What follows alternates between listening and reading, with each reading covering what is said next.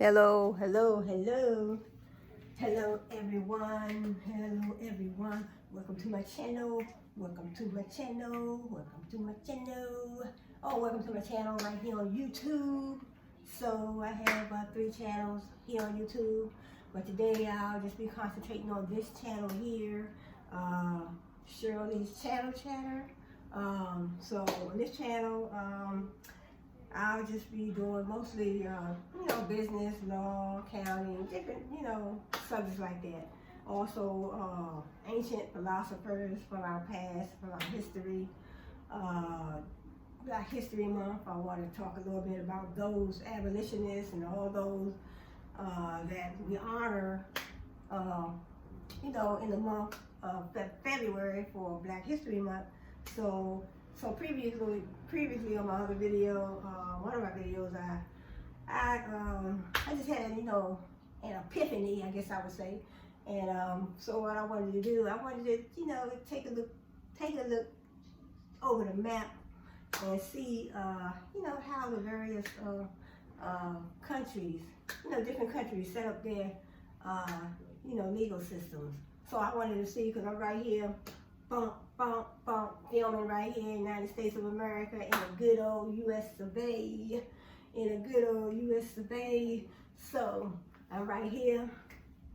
So I just wanted to see, how their legal systems were set up. Do they have the, civil courts? Do they have a Supreme Court? Do they have a Constitution? Do they have their own Constitution? I know over here in the United States, every state has their own Constitution. So every state has their own Constitution, and also we have the large body of law that we all must follow. Constitution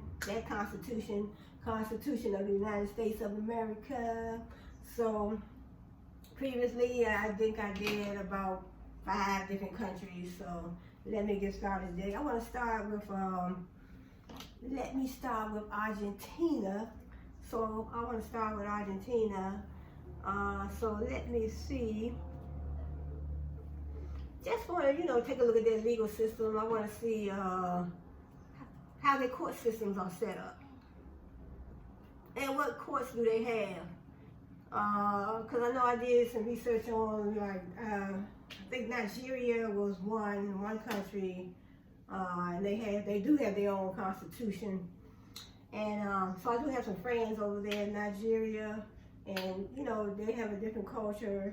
They have a different cultural environment than over here in the United States, and a lot of those, because that's not, they live, on the continent of Africa. So, but they are different than, their culture over there is different, way different than over here in the United States. But I've never been to Africa before, but I had some friends over in Nigeria, and they just tell me a whole lot of, they have told me a whole lot of stuff about the culture over there in Africa. And I said, yes, it's way different than the culture over here in the United States. So, and one thing, they have to, when they go see the doctor, they have to pay before they go. They have to pay before they go. They have to go outside and pump water, and the culture is, just way different. But so let me see how the court systems are set up in Argentina.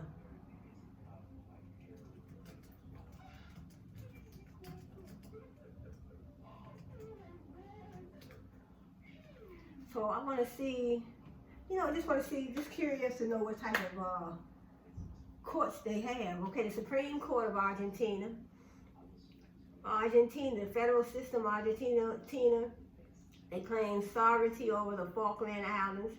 Okay, let me go ahead, let me click on Argentina's Supreme Court. Okay, the Supreme Court of Argentina, officially known as the Supreme Court of Justice of the Argentine nation. That's the highest court of law of the Argentine Republic. So that's what we have. We have this over here in the United States. We have the Supreme Court. It was inaugurated on January 15th, 1863. However, during much of the 20th century, the court and the Argentine judicial system in general lacked autonomy from the executive power. The court was reformed in 2003 by the decree 222/03. That's a citation needed. I don't understand what that is, but it says 223, and it says the Supreme Court functions as a last resort. Same thing in the United States. The Supreme Court functions as a last resort tribunal. Its rulings cannot be appealed. It also decides on cases dealing with the interpretation of the Constitution. For example, it can overturn a law passed by Congress and deems it unconstitutional. So in other words, they do have a Supreme Court, and that is the court in Argentina, the court of last resort, and the rulings cannot be overturned. They cannot be appealed. It says it cannot be appealed. It also decides on cases dealing with the interpretation of the Constitution. So in other words, the Supreme Court, they have to interpret the Constitution. So that's where the laws come from, the Constitution. So definitely I can understand that. And so then they have, let me see, so that is the Supreme Court. The Supreme Court since 1994, in the 2003 reform, the 1994 constitutional reform slightly changed the mode of nomination of the justices, although they were still proposed by the executive power and approved by the Senate. An absolute majority was no longer needed. 2/3 of the votes of the present members of Parliament being sufficient for approval. So I'm not going to read too much of this. I was just trying to see. So this is a very short, then they do have the criminal justices. The current composition of the Supreme Court is as follows. So I'm not going to read too much of that, but so let me see what other courts they have.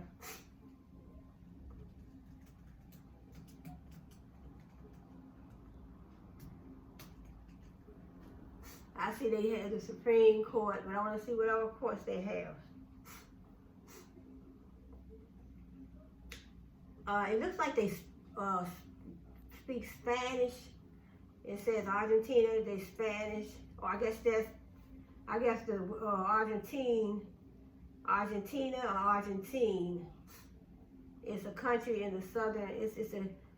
Officially the Argentine Republic is a Spanish Republic of Argentina. It's a country in the southern. It's in the southern. It just says in the southern. So I assume that's South America. The Supreme Court of Argentina. Argentina, let me see. Then they talk about the economy of Argentina, religion. Oh, they do have COVID. They say COVID-19 pandemic in Argentina. Ain't that something? So that COVID was everywhere. See, the COVID-19 pandemic in Argentina is part of the worldwide pandemic. It's part of the worldwide pandemic of coronavirus disease 2019. COVID-19 caused by severe acute respiratory syndrome. Okay, I'm still trying to see if they have, or they do have crime in Argentina. Crime in Argentina is investigated by the Argentine police. Argentina had their rate of crimes was 5.94 per 100,000, and there were a total of 2,605 cases of crime. And then I'll see, it doesn't say, then they talk about human rights. They talk about the president of Argentina, officially known as the president of the Argentine nation, Spanish. Okay, here goes a list of the Supreme Courts. Okay, let me go on here. This will be the last. Let me see what they're saying. It says,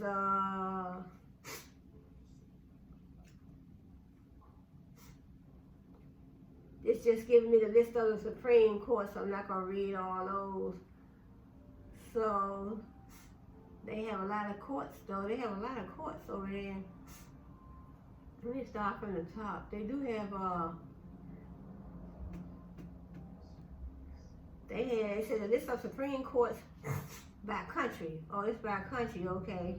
Okay, it's different. I don't want to read all that, but they do have Afghanistan. They have the Supreme Court of Afghanistan, Albania, Constitutional Court of Albania, Algeria, Constitutional Court of Algeria, Angola, Constitutional Court of Angola. So all these do have all these countries do have their different courts. Armenia, Constitutional Court of Armenia, and then they have Australia, High Court of Australia, Austria. They have Administrative Court of Austria, Azerbaijan.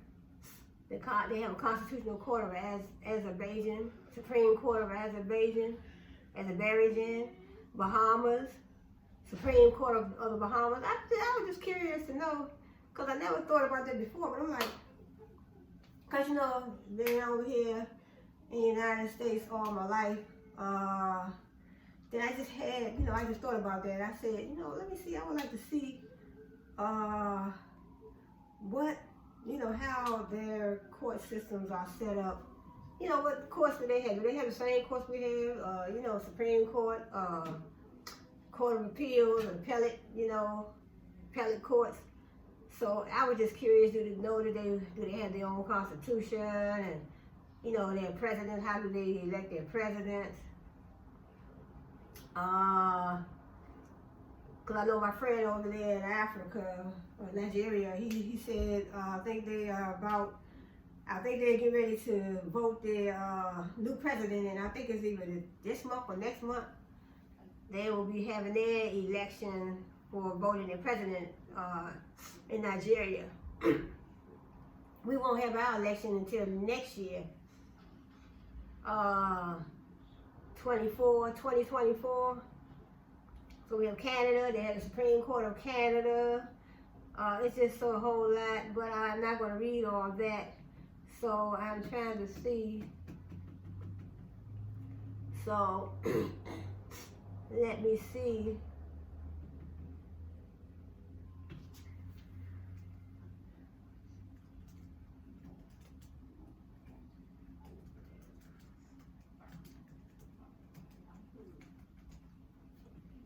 So I'm gonna do one more search for Argentina. Let me see what else I can find. I do have Afghanistan, Poland. I did Canada, Morocco, Saudi Arabia, Uzbekistan, Peru, Angola, Malaysia, Ghana, Yemen, Nepal, Venezuela.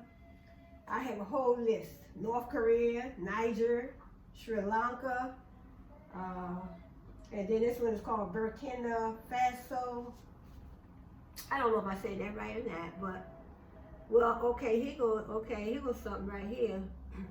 Law of Argentina, finally.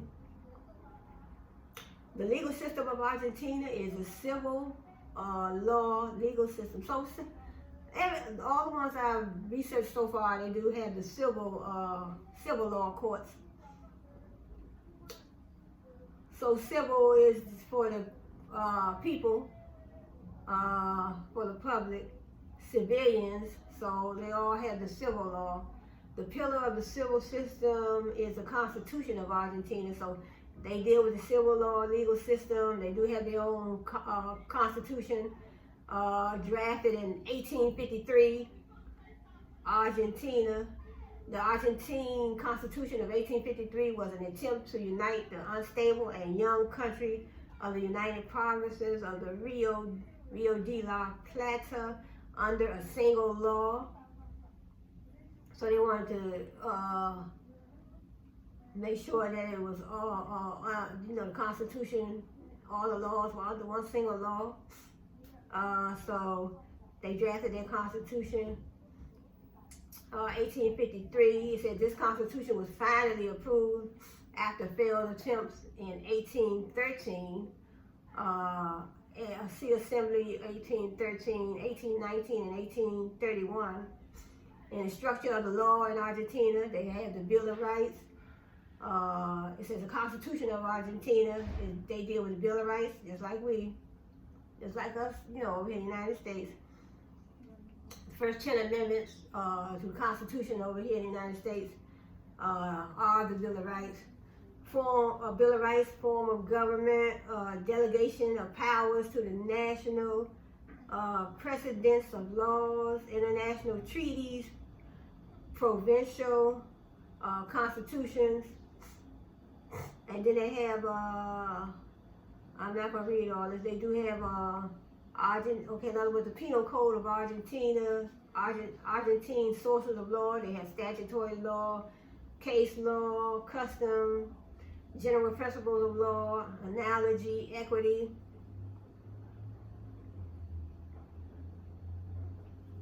Argentine interpretation of legislation, methods of interpretation, sources of interpretation, special rules of interpretation.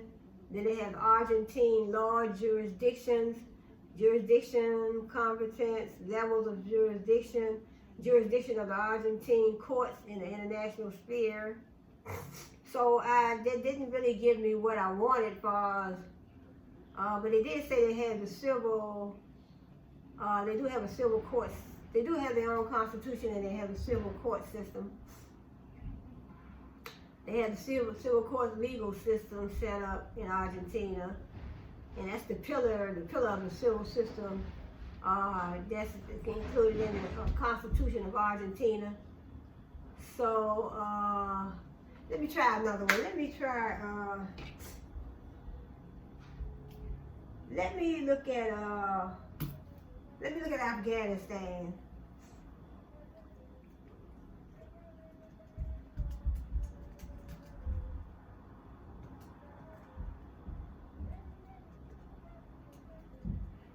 Let me see what they're saying about the legal system in Afghanistan. Here's the law of Afghanistan. It says the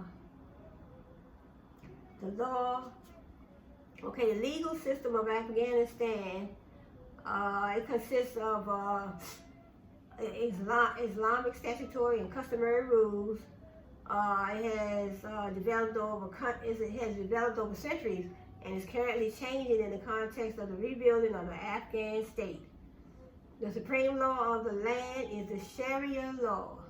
Okay, now when I researched Nigeria, they deal with the Sharia law too, and that is the religious Islamic law, religious law.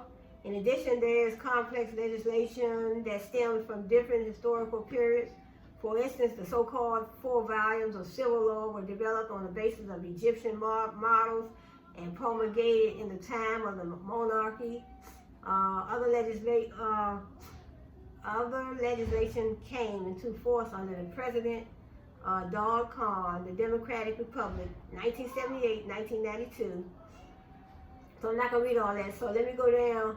And so this is Afghanistan. Let me check it. And so in Afghanistan's judicial system consists of 5 major courts. They do have the Supreme Court. They have the Supreme Court, they have the Court of Appeals, and they have the primary court, and then they have the juvenile court, and they have the commercial court. Okay, the Supreme Court is the highest authority with 9 members, including the chief appointed by the President and the House of the People per Articles 117 and 118 of the Constitution. So they have the Supreme Court, then they have the Court of Appeals. So this is Afghanistan. So they have a Court of Appeals composed of the chief, the heads of Diwans, and other judicial members. Selection is based on experience and qualification. Per Article 31, the head of the General Criminal Diwan commonly serves as deputy head of the Court of Appeals. So they have the Supreme Court, the Court of Appeals, then they have the primary courts. The primary courts are generally established within the court of appeal jurisdictions. New courts can be founded in the centers of provinces with approval of the Supreme Court President. So they have the primary courts, and they can establish more primary courts upon the, it has to be approved by the Supreme Court President. And then they had a juvenile court. This court is part of the primary court of every province and is made up of the head and 3 judicial members. The fundamental laws of this court follow Article 44. So I guess they say the fundamental laws of the court follow Article 44. I guess Article 44 of the Constitution of Afghanistan. And then the last one, they do have a commercial court. This court, this optional court system can be established within provinces and composed of the chief and 4 other judicial members. And this is laid out in Article 45 of the Afghanistan Constitution. Commercial cases can be deliberated on the primary court when commercial courts aren't available. So commercial cases can be deliberated on the primary court when commercial courts aren't available. So when commercial courts are not available, then they can just deal with those matters under the primary court. So that is Afghanistan. So let me try Poland. Let me sit down a little bit. So let me sit on down a little bit. Let me look at the legal system in Poland. Then I want to do Morocco, Saudi Arabia. I got Uzbekistan, Peru, Angola. So, yes. So let me go down here and do, so let me do Poland.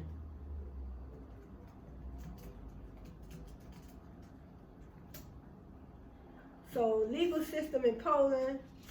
So we talk about the Polish law. So we're talking about the it's interesting to me. It says, this is a short article, but I'll read it anyway. It says the Polish law or legal system in Poland has been developing since the first centuries of Polish history, over 1,000 years ago. The public and private laws of Poland are codified. The Supreme Court in Poland is the Constitution of Poland. Poland is a civil law legal jurisdiction. It has a civil code, the Civil Code of Poland. So Poland, they have their own constitution of Poland. Then they have the supreme law in Poland. The supreme law in Poland is the Constitution. So all the countries I have researched so far, their law is embedded in their Constitution, just like it is here in the United States. Poland is a civil law legal jurisdiction and has a civil code, the Civil Code of Poland. The Polish Parliament creates legislative law and is made up of the Senate, Upper House, and the Sejm, Lower House. So also they have, I don't know if this is directly to Poland. I guess it is. It says this says Polish public and private laws are divided into various areas, including, for example, civil law, much of which is contained in the Polish Civil Code. They do have the commercial law that's in the Polish Code of Commercial Partnerships and Companies. They have copyright law and the copyright law in Poland. But I can click on it. It's all in blueprint. I can click on it if I want to go back and do some more research. They have administrative law, constitutional law, private international law, tax laws, criminal law, family law, labor law, and then they also have the water law and the media law. And let me see up here. Let me click. It says the supreme law in Poland is the Constitution of Poland. It said the current Constitution of Poland was founded on April 2nd, 1997. So they just found in their Constitution April 2nd, 1997. That's not no more. I mean, that ain't, I guess that was about 30, close to 30 years, maybe about 30 years. Formerly known as the Constitution of the Republic of Poland, it replaced the small Constitution of 1992. the last amended version of the Constitution of the Polish People's Republic, known from December 1989 as the Constitution. Let me see, out of curiosity, where is Poland located?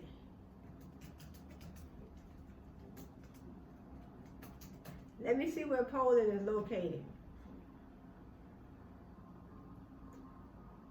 Okay, oh, it's in Europe. Poland, officially the Republic of Poland is a country in Central Europe. So Poland is in Europe. Poland is in Europe. Okay, let me see. Let me see if they have any other, even any other courts of Poland. I know they have their own constitution. Okay, courts form part of the judiciary in Poland. Supreme Court of Poland. I don't know if they're gonna give me that same. They got the bailiff, judiciary of Poland, Constitution of Poland. We have a whole lot. Constitutional Common Court. I don't know which one I want to click on. They have an underground court, you know. Let me see. Let me go up here. I just want to do one more up here. Every time I get to reading, my nose gets itching. The President of Poland, officially the President of the Republic of Poland. I can't even pronounce his name. It's a long name. And he's the head of the state. Supreme Administrative Court of Poland. This court deals with appeals from lower administrative courts. Let me click on the judiciary of Poland. I'll go there. So the judiciary of Poland are the authorities exercising the judicial power of the Polish state on the basis of Chapter 8 of the Constitution of Poland. So in other words, the judiciary will probably be the courts, and they definitely have to definitely follow the rules of law that you know, the rules of law and the laws that are in the Constitution of Poland. The courts designated by the Constitution as those exercising the administration of justice are the bodies that review the vast majority of cases, with the exception of those specifically assigned to the two tribunals. The courts are formally divided into common courts, which are the courts that have jurisdiction covering all matters other than those specially assigned to other courts. So they said the Supreme Court is considered distinct from the common or military courts in spite of its role as a court of last resort. So they have the Supreme Court like we have in the United States, the court of last resort. I don't see where they say they have the appellate courts like we have over here in the United States. But I haven't, maybe I'll just keep reading. The Supreme Administrative Court is the top court for administrative matters. Everyone has a guaranteed right to appeal. Okay, there we go. I was just talking the appellate courts. Everyone has guaranteed right to appeal to a court of higher instance, but appeals and concessions to the apex courts are limited by law. Therefore, only a fraction of cases may reach them. Well, it's just like that over here in the United States. All cases don't make it to the Supreme Court. All cases don't make it to the Supreme Court. There are currently two tribunals established by the Constitution, namely the Constitutional Tribunal and the State Tribunal. The former rules on the compliance of challenged statutes with the Constitution and is the only court in Poland empowered with striking down acts and regulations which it deems unconstitutional. Court judges in Poland are appointed by the President of Poland. So the judges are appointed by the President. Same thing in the United States over here. So the same thing over here. The judges are appointed by the President. President of Poland. Let's say court judges in Poland are appointed by the President. upon nomination by the National Council of the Judiciary, an auxiliary body established for this purpose by the Constitution and generally severe until they reach the age of 65 or 70. So in other words, let me read that again. It says, court judges in Poland are appointed by the President of Poland, and upon nomination or by the National Council of the Judiciary, an auxiliary body established for this purpose by the Constitution, and generally serve until they reach the age of 65 or 70. Okay, so the judges in Poland are appointed by the President, and they generally serve until they're 65 or 70. So, I mean, over here in the United States, well, I mean, you know, I don't know the cutoff age, but I know they do get to serve 8 years. So 2 terms, each term is 4 years over here as president. So each president gets to serve 8 years, you know. But unless they, you know, unless you are impeached or some type of criminal action, you know, went on. And let me see. Let me go further down on the article. Then they have the common courts. The common courts, according to Article 177 of their Poland Constitution, that's the courts of general jurisdiction. They rule on all cases in which the jurisdiction has not been explicitly transferred to other courts. So they can rule on all cases. So those are the courts of the common courts in Poland. Common courts in Poland. And this includes a broad range of cases, including civil, criminal, labor, economic, and insurance law. The territorial jurisdiction of these courts and their creation is regulated by the Minister of Justice. Poland has a 3-tier system of common courts. Most of the cases land in one of 318 regional courts, whose rulings may be appealed to 47 district courts. The latter courts also hear some cases in their original jurisdiction, which tend to be cases where high sums of money are disputed. The ones about serious crimes and some that deal with narrow subjects like intellectual property, surveillance, competition law, and personal rights. Then they have the district court rulings. District court rulings issued in the original jurisdiction may be appealed to one of 11 appeal courts. So I guess they have the appellate courts too, because they say the appeal courts. One of the 11 appeal courts. And it says each of the latter also has an affiliated disciplinary panel hearing cases against common court judges as the original disciplinary jurisdiction, except for the cases reserved by law for the Chamber of Professional Responsibility. So then they also have the military courts. I don't think we have no military courts. Never heard of it. I mean, they may have, I guess we do have the military courts, probably in the Army. We do have the Army, Air Force, Navy, and Marines. And so I assume they do have the, in the military and the Army, you know, over there in the Army, I assume they do have the military courts over there, because it don't make sense for them to be over there and something go down over there and then they have to come all the way over here. You know, I'm saying if we have United States citizens that are in the Army, and then they, you know, the situation over there, I assume they do have the court over there, military courts. They have the military courts, and these are specialized criminal courts for the Polish armed forces, right? Because in other words, I figure the United States should have their military courts as well, but, you know, I assume, I'm just assuming, I'm pretty sure they do. But it says that these the military courts are specialized criminal courts for the Polish armed forces, and its civilian personnel, as well as foreign soldiers, and their personnel during their duties in the treaties allow them to be tried on Polish soil. There are 7 garrison military courts under the jurisdiction of 2 district military courts, which roughly correspond to the regional and district common courts, respectively. The creation of military courts and their territorial jurisdiction are regulated by the Minister of Defense. So in other words, they have their military courts, They had a Supreme Court, they had their own constitution, so they had a military courts, in other words, and that way they said so the army personnel can be tried right there on the Polish soil.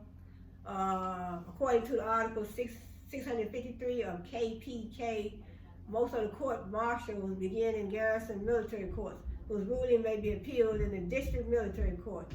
They had a district military court. Then they had a Supreme Court.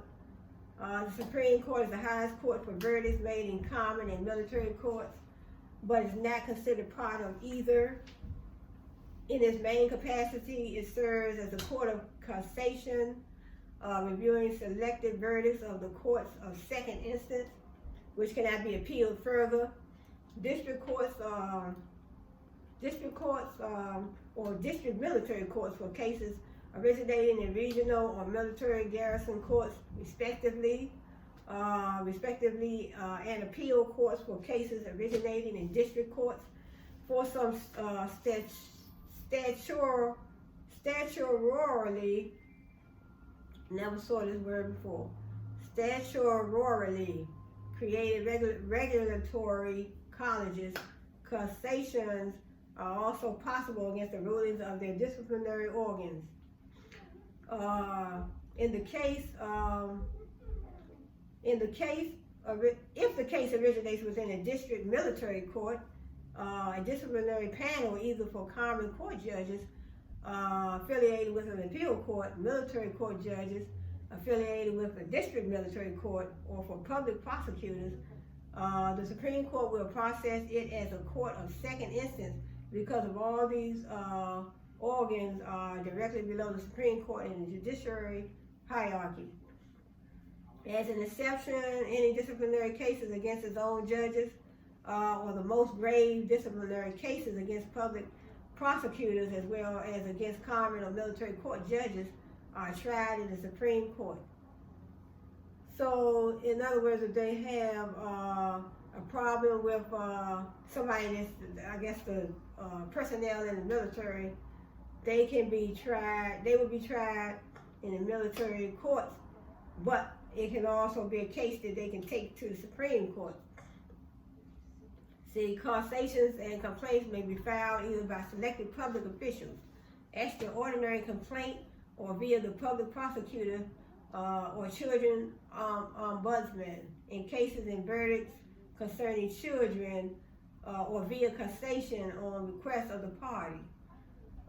Extraordinary causations may be entered in virtually any case at any time.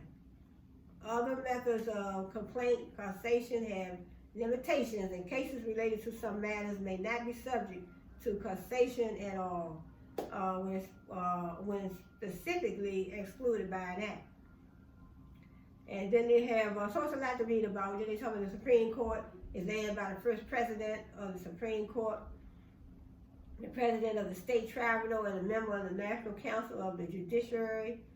Then they said the Supreme Court has been embroiled in numerous controversies since the Law and Justice Party launched an overhaul of the court in 2017. So in other words, they had a lot of problems within the Supreme Court.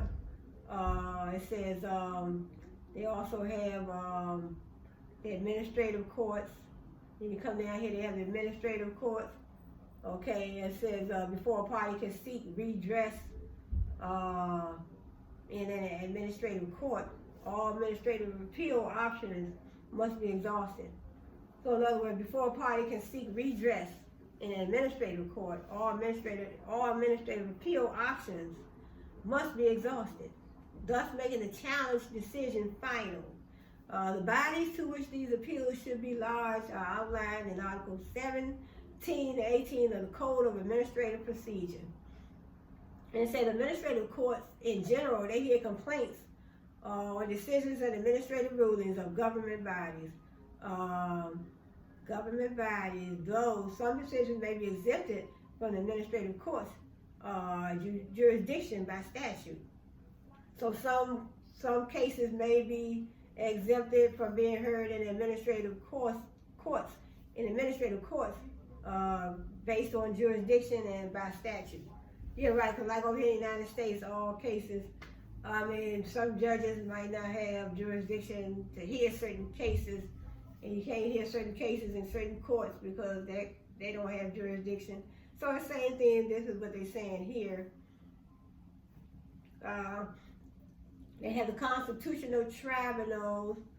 The constitutional tribunal is a judicial organ competent for constitutional law cases, similar to those existing in many European countries. While it is often called a top court, it's technically a tribunal, distinct from the courts. It does not deal with the merits of particular court cases, reviewing instead the constitutionality of laws such as international agreements ratified by Poland.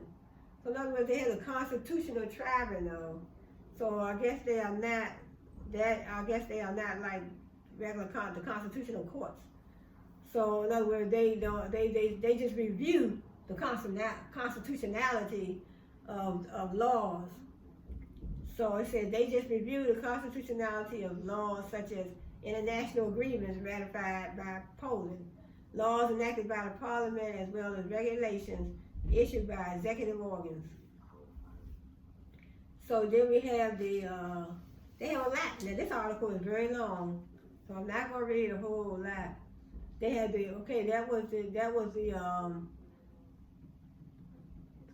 that was the constitutional tribunal, and now that's a constitutional tribunal. Now they have the state tribunal. The state tribunal is a special judicial organ with exclusive jurisdiction over trials of the highest political offices of Poland in cases defined by the Constitution, namely the President, the Prime Minister, ministers, the President of the National Bank of Poland, the President of the Supreme Audit Office, members of the National Broadcasting Council, and legislators. I'm not going to read all that. And it said Poland is a country whose law is based on the civil law legal system. So Poland deals with the civil law. So all the ones Poland is based on is it's a country. It's based on so they're in South America. Poland is in South America, and their law is based on the civil law. They're based on the civil law legal system. They do have their own constitution. See, the laws in Poland often make reference to various specific procedures, which in most cases relate to one of the laws below. I'm not gonna read all these laws. They do have the Code of Civil Procedure in general, the Petty Offenses Procedure Code, the Act on Juvenile Delinquency Proceedings, the Code of Administrative Procedure, and the Act on Organization and Procedure before the Constitutional Tribunal. Then let me go down. And then they have the National Council of the Judiciary. So the National Council of the Judiciary is an auxiliary constitutional organ holding by virtue Article 179 of the Constitution the exclusive authority to nominate candidates for court judges. So in other words, they have the National Council of the Judiciary, and they have the exclusive authority to nominate the candidates for court judges. So I'm not going to read all that. So then they have the procedure of appointment, the appointment of new judges and court assessors happens in 2 stages. It happens in 2 stages. Then they have the rights and duties. The title of judges is granted by the president for life, though all of the judges must retire from active duty by the age of 70. So it's different than the United States. I don't think they have no retirement age over here. I think they have a lifetime appointment over here in the United States. But over here in Poland, they have to retire by age 70. See, the title of judge is granted by the president, but the title of judge is granted by the president for life, though all judges must retire from active duty by the age of 70. So this is a whole lot, you know. And then they have judges sitting in the tribunals. The tribunals are like the courts. So tribunals are not like the courts over here in Poland. Tribunals are unlike the courts. They are not under the purview of the National Council of the Judiciary, and their judges are not nominated by the KRS. Instead, it's a group of 50 Sejm members of the Presidium of the Sejm, and that may nominate the candidates. So the Marshal of the Sejm and the Vice Marshals, they nominate the candidates. They are not under the purview of the National Council of the Judiciary. So like the courts, so the courts are under the National Council of the Judiciary, so they take their guidance from the National Council of the Judiciary, but the tribunals don't. So judges sitting in the tribunals. Other judicial positions, the law clerks, also serve on the court but do not issue rulings. Instead, they assist judges in their decision making and reduce their workloads. So they have the law clerks. We have law clerks over here too in the court, in our court system. Then we have, let me go down and see what else they have. And it says, look, length of proceedings. The Polish court system is considered to be slow, particularly the common court. So, you know, when you're traveling, you want to know those type of things. So over there in Poland, the court systems are slow. I mean, that's pretty much everywhere. Everywhere, the court system is somewhat a little slow. The Polish court system is considered to be slow. In 2021, it took an average of 7 months for an average case to be processed in a regional court and more than 10 months in the district court, with the time needed to process a case gradually rising since 2015. So it says, look, and this is in 2021, that was just 2 years ago. In 2021, it took an average of 7 months for an average case to be processed. So, I mean, they ain't no different than over here. I mean, I know some people that went through their case and it took them about 6 months to go through their case. So it says over here 7 months. It said it took an average of 7 months for an average case to be processed. So that's not really that long. I mean, some cases take that long. Longer proceedings are generally concentrated in the courts centered around larger cities. As of 2017, about 10% of cases required more than a year for resolution. And this is over here in Poland. So let me go on down. And it says something about the United States Department of the State. It says on the European level, Poland has slower proceedings in the highest courts and has in general slower processing of civil cases than the median. This problem is also noted by the United States Department of State. See, I was just saying that. And I said, that's just about everywhere. In every state, every country. And by the World Justice Project, which assigned the lowest grade to the timeliness of civil proceedings, which not only was behind other European countries, but also much below the world average score. So, and it says right here, the problem with the length of proceedings has been recognized by both Polish and international courts. So it's like this, known all around the world. Let me see what else is at the bottom. The rule of law concerns, they have the capture of the constitutional tribunals, so I'm not going to read all that. Undue influence on judges, let me see what they're talking about. The problem of undue influence on judges in Poland has existed for some time. A sting operation, they had a sting operation because they had a political scandal in 2012, exposing the fact that a judge of a court easily to procedural demands made in relation to a particular case during a phone call by a journalist pretending to be a senior officer of the chancellery of the prime minister. So in other words, judges had problems over there. They had problems over there because they had some undue influence. They were trying to pressure the judges, undue influence on judges. Since the reform of common courts in the Supreme Court started in 2017, the judges almost unanimously expressed concern about worsening judicial independence, fearing retribution, for criticism of new laws. So they were judges being, that was 2017, judges were being criticized for, making new laws. I guess people didn't, agree with those new laws. So this is like over here in the United States. We have judges make laws over here too in the United States. So this is Poland.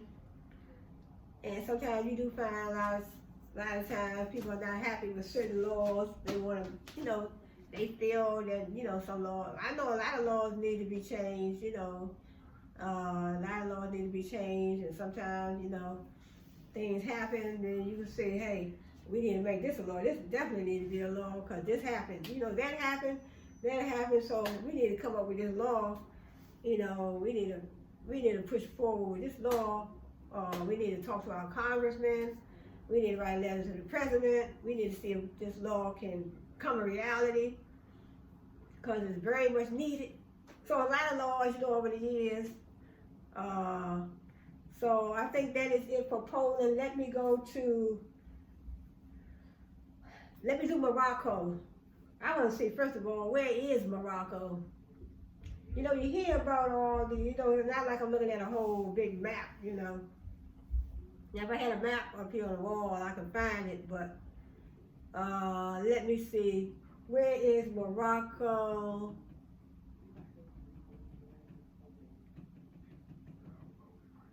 First of all, I want to see. So I found out that Poland is in Europe. Yeah, Poland is in Europe. Argentina is in South America. So I'm just taking down my little notes. So let me see Morocco. First of all, where is it?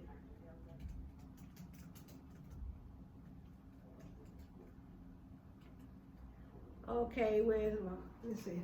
Hold up for a second.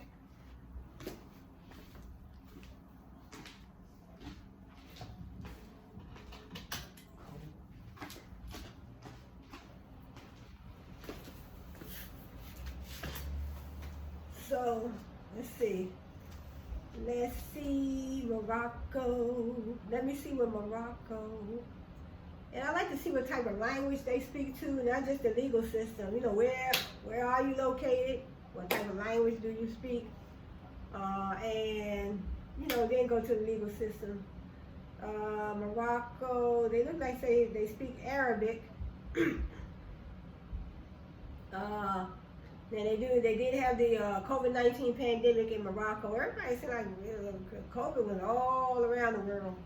I know we definitely had it over here in the United States. They said it was in all 50 states. And I'm like, wow. Morocco. The economy of Morocco is considered a relatively liberal economy governed by the law of supply and demand. So in other words, they dealing with the government. They said the economy is governed by the law of supply and demand. In other words, the customer has a need and a want, and then the company, they have a need and a want, and then the company will supply it. Company has a demand for it. It's just like you running a business and you marketing these jeans. You want to get them out to the customer. What is your marketing strategy? You have your website. You have your Facebook ads. But you have this special type of jeans, these special type of jeans that the stretch jeans, and you want to, once, in other words, you start marketing them, you start making, you marketed them, you had them out on the website, you had your Facebook ads, and then they were doing good, sales were coming in and profit pretty good. So you felt that there was a demand for those jeans, so then you wanted to supply more. So that's what supply and demand is. That's my definition of it. So, yes, that's my definition of it. So it's like if I'm marketing my books that and if I have, so if I'm marketing my books, and which I have been, and so, all in the Google Play Store. So I'm marketing my books, and what if my sales are, good, and then the customer, my sales are, just say my sales are out of this world, I guess. And then just say, what if I say, hey, my customers, they really like my book, and then, they wanted more, so it was a demand for the book. It was a demand for my hair growth products. It was a demand for this. It was a demand for that. And then, as a company, you want to supply what your customers want. If there's a demand and you see that they want more, in other words, say for instance, you only put 1,000 out on the market, and then they all sold out, whatever it was, books, hair growth products, reading glasses, or whatever. You sold out on whatever you were marketing. And then you found out that it was more of a demand for it than you thought. And then you want to supply more. Supply and demand. But let me look for Morocco. Let me see. Culture of Morocco. The culture of Morocco is a blend of Arab, Berber, Jewish, and Western European cultures. So they have the Jewish,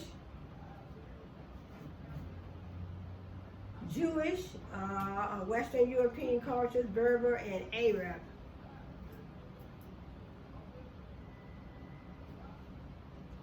So let me see if I can find,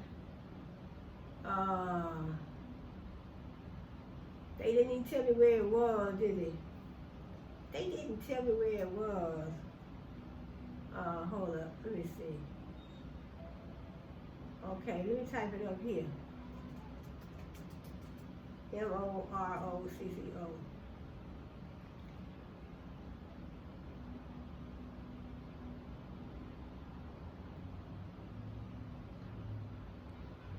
Okay, I don't see yet. Sometimes if I can't find it, I'll go to the next one on my list. Okay.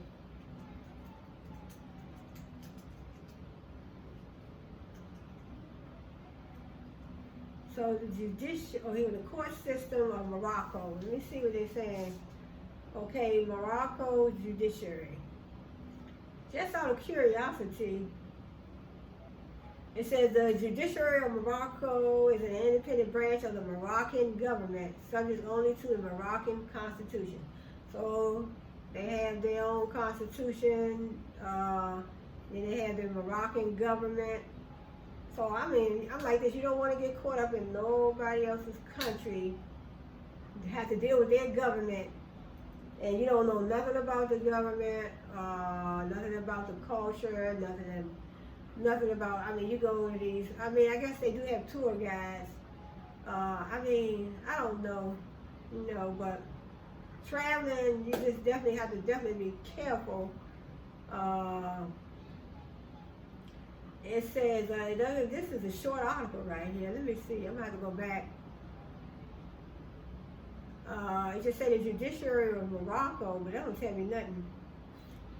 Or it say right here that the Moroccan court structure consists of communal and district courts, administrative tribunals, first instance courts. Okay, they do that in courts right here.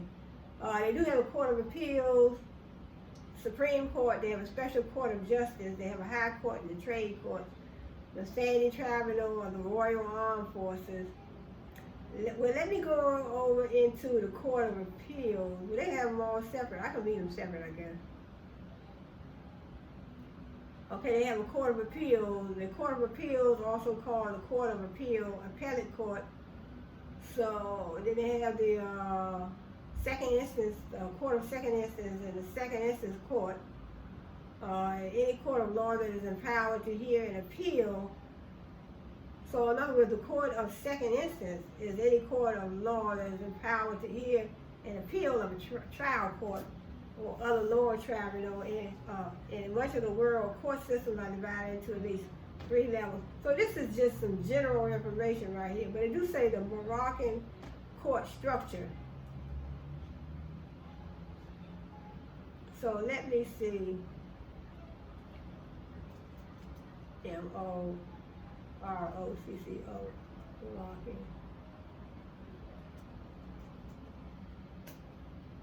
Let me type in the Moroccan courts. Let me see. It's not giving me too much on here. Oh, let me click on here.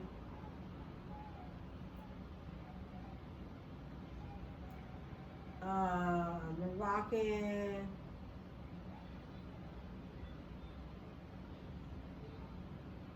Well, let me go back. Let me go to Saudi Arabia, and I'll come back to Morocco. I'll put a question mark by that one. Let me find out. Let me do Saudi Arabia.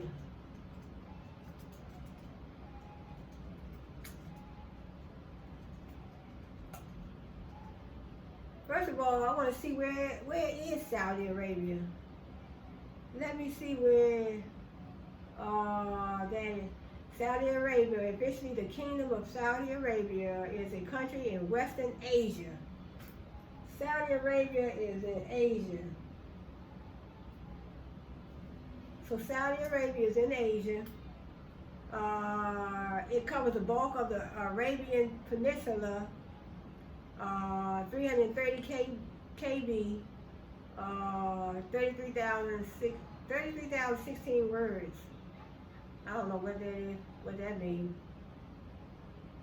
They have women's rights in Saudi Arabia. Women's rights in Saudi Arabia are a topic of concern and controversy internationally. Saudi women have experienced major rights reform since 2017. You know what, let me click on here and see what they talk about the women's rights. It said women's rights in Saudi Arabia are a topic of concern and controversy internationally. So, I mean, I'm interested in this type of stuff as well. I mean, I'm looking at the court system, but this interests me too. Saudi women have experienced major rights reform since 2017 after facing religious fundamentalist dominance dating from 1979. According to Human Rights Watch and Amnesty International, women in Saudi Arabia still experience discrimination in relation to marriage, family, and divorce, despite the reforms. And the Saudi government continues to target and repress women's rights women's rights activists and movements. Prominent feminist campaigns include the Women to Drive movement and the anti-male guardianship campaign, which have resulted in significant advances in women's rights. So, in other words, women over there in Saudi Arabia, they're still having their rights stepped on. I mean, I guess you can say that. They are having their rights stepped on, and they are facing a lot, because they say they're facing a lot of backlash when it comes to, trying to learn how to drive, and it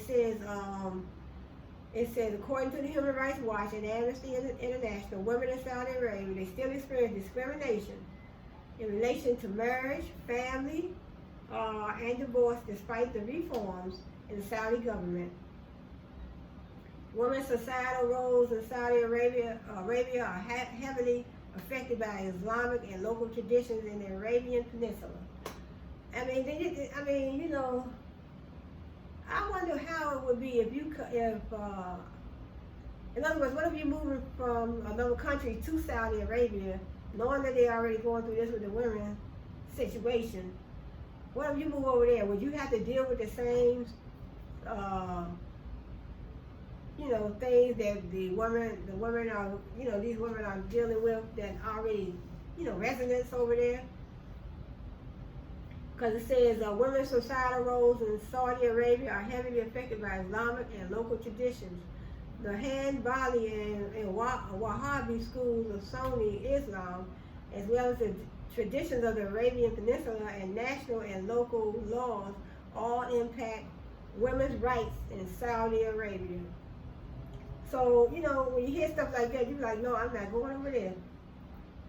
But I do feel kind of bad for the women over there. Let me read some of these. Let me see. It says a timeline of female empowerment.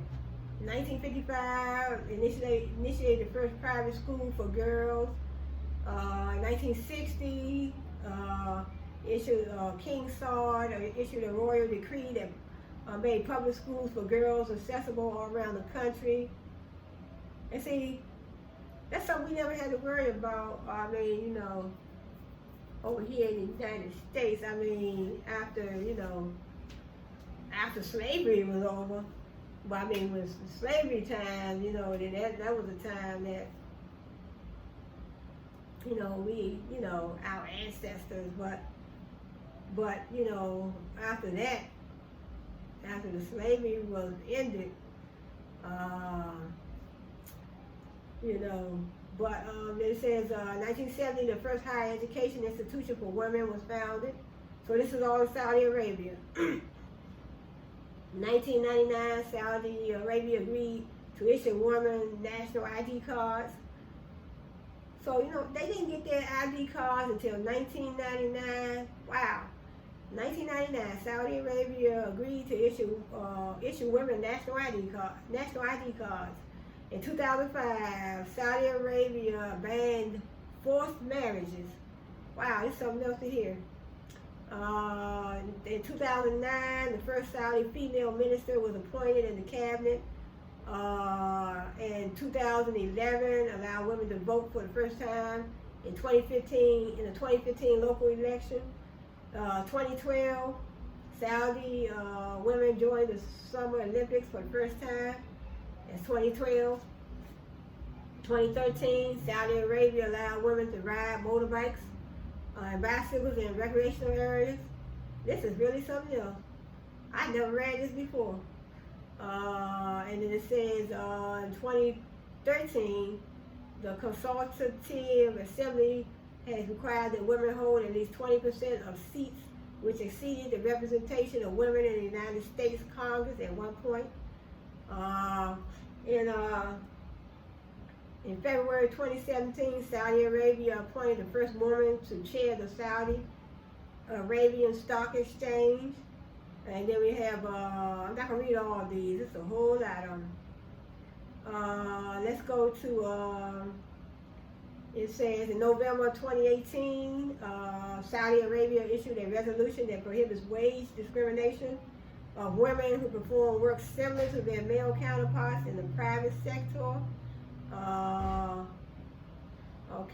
It's a whole lot of them. It says in December 2019, Saudi Arabia issued a ban on marriages for people under the age of 18 for both sexes.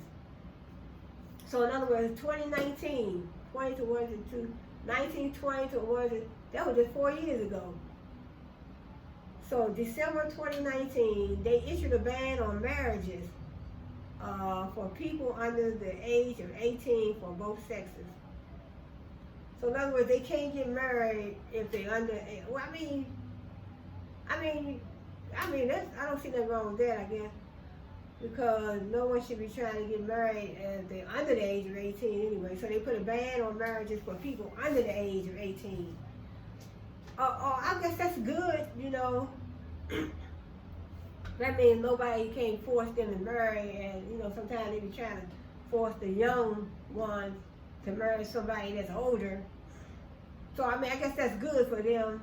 I mean, that's good for around the world, you know. That one is pretty good.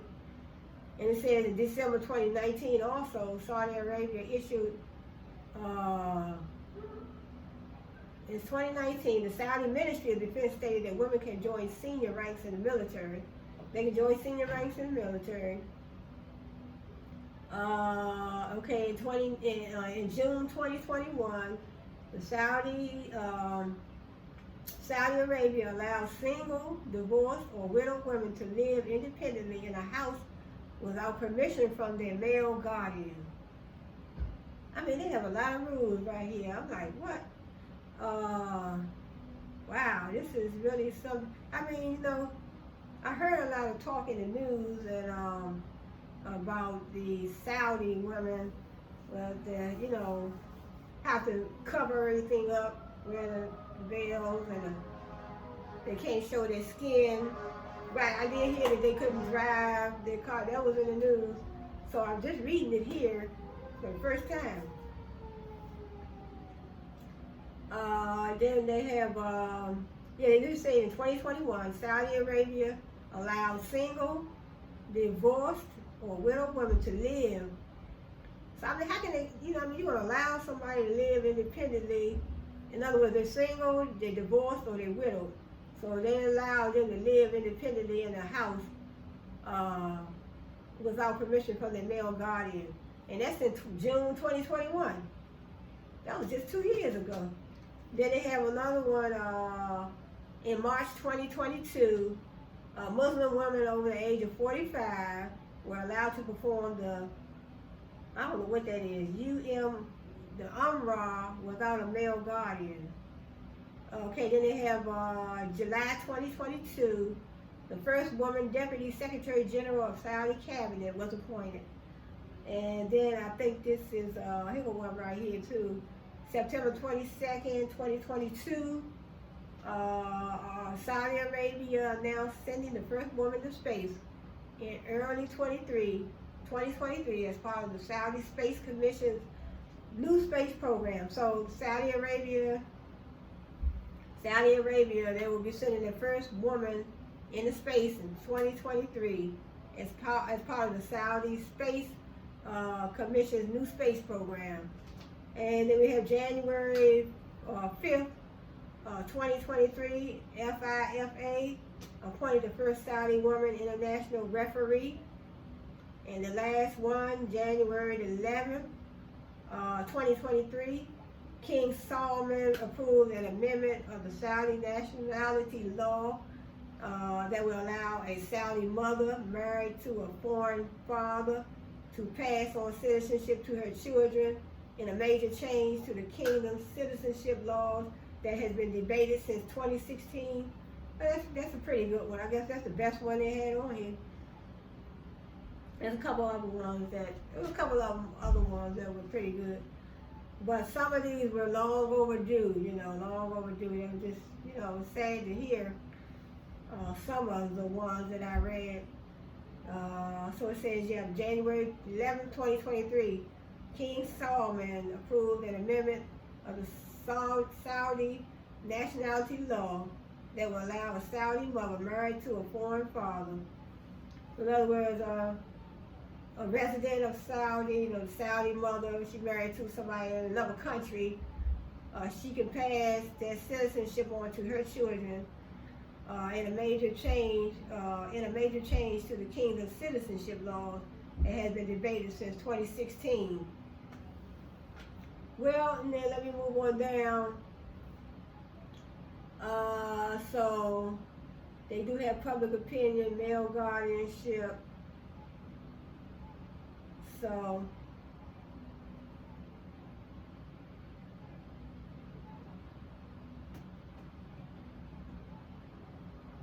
let me see what they have down at the bottom. Identity cards. At age 15, male Saudis are issued identity cards. They are required to carry at all times. I mean, I don't know what age over here in the United States they issue their ID cards, but 15 seems like a pretty good age. So at age 15, they'll be issued the Saudi ID cards. At age 15, they have to carry them at all times. Before the 21st century, women were not issued cards, but instead were named as dependents on their mahrams ID card, usually their father or husband. Oh, so that's the father or the husband. MAHRAM''S. So they said that's usually the father or husband ID card. So in other words, they used to put the women's information on the father's or the husband's card. So that strictly speaking, they were not allowed in public without their husband or their father. And that's why it's good to read. Wow. That's why it's good to read up on a lot of stuff before you travel to these different countries, because you can get caught up over there, and then you get over there and get away from your own country, be glad to get back to the United States. Like, oh no, please let me get home. Oh please, I don't want to come here no more. Let me get home, back to the USA. So then they have, they do have, look, oh my gracious, you know, what's this, polygyny? Is it polygamy? It looks like polygamy. No, that's poly, oh no, they got polyandry. I never heard that word. I heard of polygamy. This is polygyny. Polygyny. Okay, let me read the first part. It said 2005, the country's religious authority officially banned the practice of forced marriage. So they used to have forced marriage over there in Saudi Arabia. See, now, if you living in the United States and what if you have to go over there and you didn't even know about this type of thing? And it says in 2005, the country's religious authority officially banned the practice of forced marriages.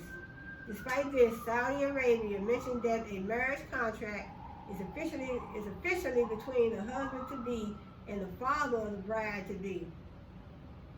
As of 2005, the bride's consent is needed in a marriage. So as of 2005, they need the bride's consent. No Saudi citizen can marry a non-Saudi citizen without official permission. Ain't that something? No Saudi citizen can marry a non-Saudi citizen without official permission. Permission from who? In 2016, Justice Minister Walid Al-Samani announced that clerics who register marriage contracts will have to provide a copy of the bride to ensure her awareness of her rights and terms of the contract. Now see, we get married over here, I mean, you know, they do give us they just gave me a little certificate when I got married. We don't have no, I mean, you gotta follow these rules. I mean, but you know, the laws are laws of different countries and you have to abide, because they will lock you up. They got a thing called a polygyny, POLYGYNY. Is legal in Saudi Arabia, though it is on the decline due to demographic and economic reasons. Polyandry is forbidden. Now I need to click on that and see what it means. Let me see. Let me go into. Okay, here it is. Polygamous. Now they got a different word on me. Polygamous marriages are legal. Legally recognized for men in Saudi Arabia in accordance with Islamic Sharia law, which allows for Muslim men to marry up to 4 wives. What? This is girl, what? Oh no. So when you hear, you see it on TV, you know, in the comedy shows. I mean, I've seen it in the comedy shows and all that, but just to read it and know that this is actually happening in a lot of countries, and then, you know, I've been in the United States all my life, and I never, I mean, I heard of it, but you know, I didn't really think it was that type of, I didn't really think these type of things were going on. Because I think I saw it on a comedy show, one comedy show, I don't know who was that, I don't know what show that was, but I did see that on a show. Oh, you know what, I think I saw it on Martin. I saw it on a Martin show, but when you see it on TV, you know, on the comedy shows and stuff, people like, you know, you don't really think it exists, but it does. So then polygamous marriages are legally recognized for men in Saudi Arabia. In accordance with Islamic Sharia law, it allows for Muslim men to marry up to 4 wives, provided that he treats them equally and shares all his wealth equally. However, attitudes towards polygamy in Saudi, I don't see the rest of it. But then it said, let me see what, so in other words, in Saudi Arabia, the men can have up to 4 wives as long as they treat them equally. So, and polyandry is contrasted with polygamy, involving 1 male and 2 or more females. If a marriage involves a plural number of husbands and wives, participants of each gender, then it can be called polygamy, or I don't know if that's polygamy. That must be polygamy. I'm pronouncing it wrong. Polygamy. So polyandry, in which a woman takes 2 or more husbands. Now they said a woman can have 2 or more husbands. So let me write this word down. I said, wow, you know, polygyn. A woman takes 2 or more.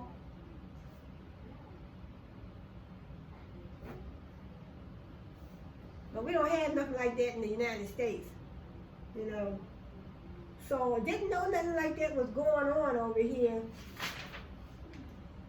And this is Saudi Arabia. So didn't know this like that was going on over there, but so in other words, then they have another, let me write that other word down. So then, let me see. Wow, I'm gonna be looking up the court system and I stumbled on, you know, it's good to know these things, so I'm just glad, you know, I mean, I heard about it. I mean, I look at the comedy shows, I saw Martin, I probably saw different movies that, you know, but didn't know there was actually reality.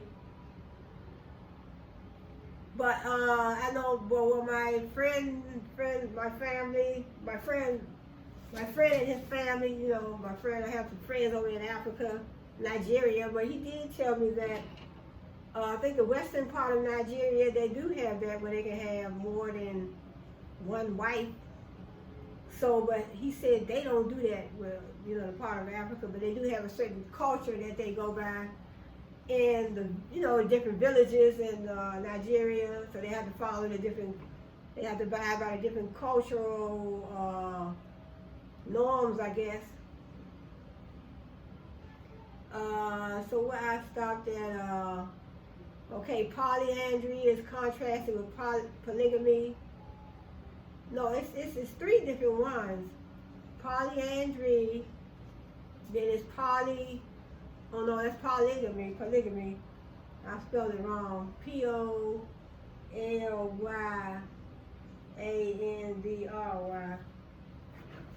Okay, so that is in contrast. Polyandry is contrasted with polygamy, involving 1 male and 2 or more females. 1 male and 2 females. So in other words, the man can have two wives. Polygamy, that's polygamy. Polygamy, that's what that is. Polygyny. Oh, wow, that's something else. Let me move past that. Polyandry is believed to be more likely in societies with scarce environmental resources. It is believed to limit human population growth and enhance child survival. It is believed to limit human population growth and enhance child survival. It is rare. It is a rare form of marriage that exists not only among peasant families but also among the elite families. I guess they're trying to build generational wealth. In other words, if something happened to the man, he have several wives to carry on the business. I mean, you can go that way too.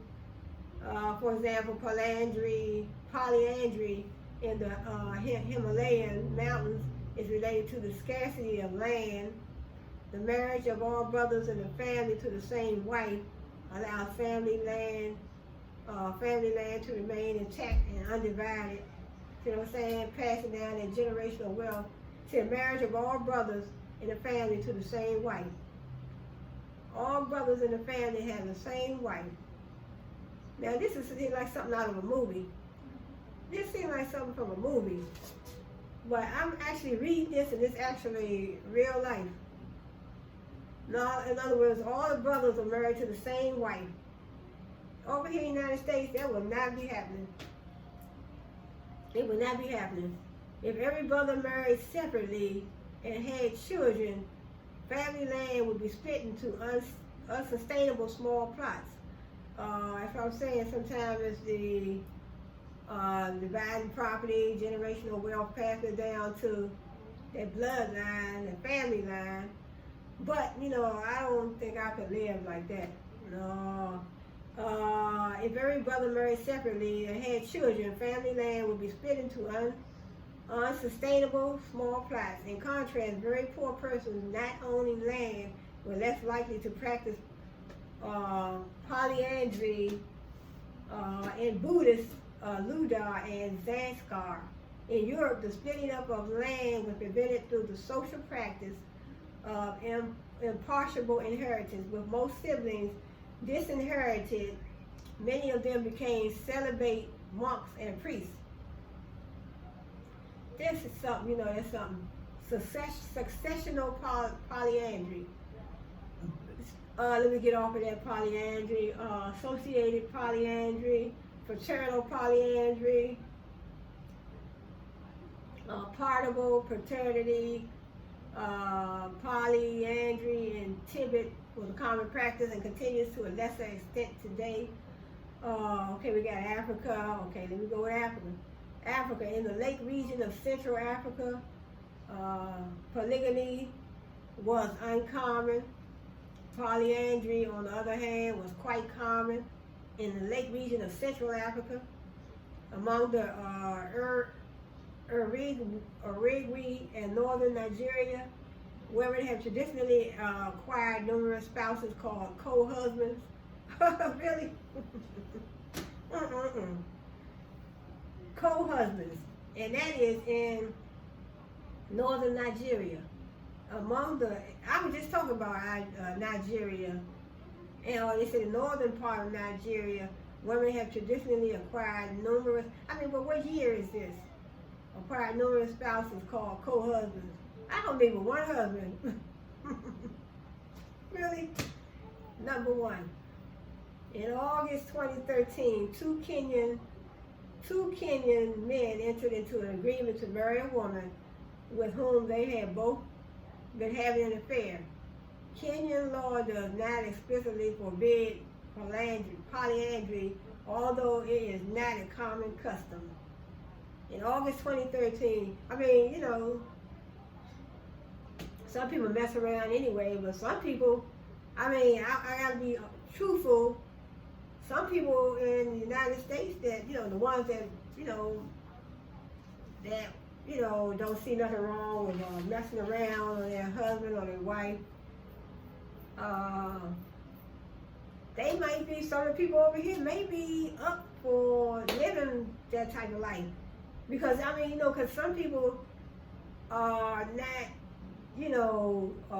geared toward, geared for, in other words, being monogamous. Some of them want I mean, you got some men out there, some women out there, they want to have more than one, person that they deal with, more than one man, more than one woman. So some people, I assume, I can pretty much say some people over here in the United States probably would go for something like this.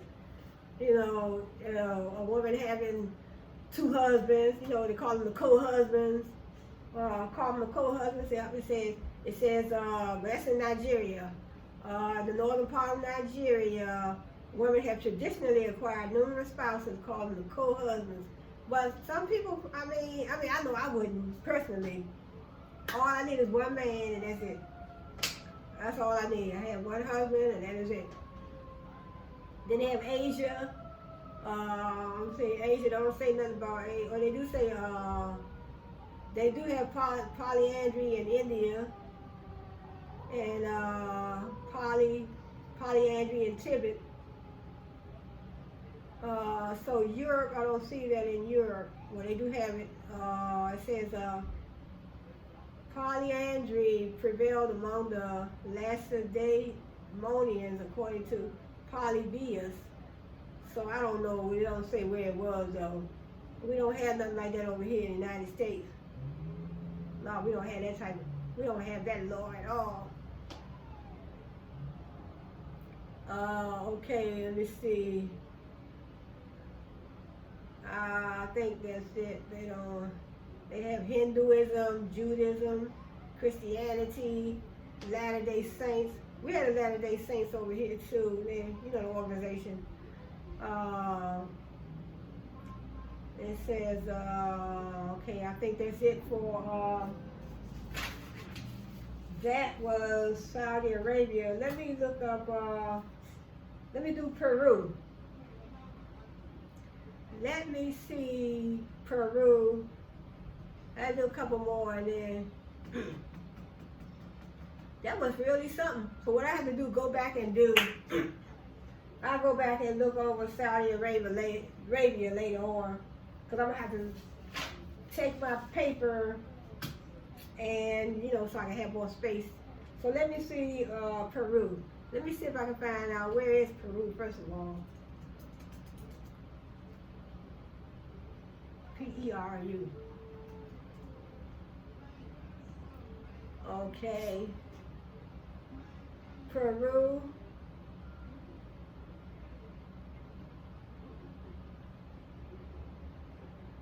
Let me see. Sometimes these little articles are kind of short, but let me see.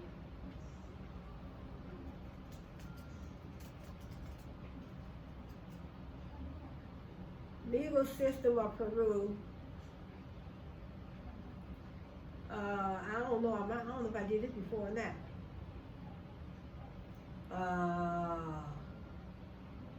They say politics of Peru. History of Peru. The history of Peru spans 10 millennia, extending back through several stages of cultural development along the country's desert coastline and in the Andes. And I'll have the rest of it. Region of Peru.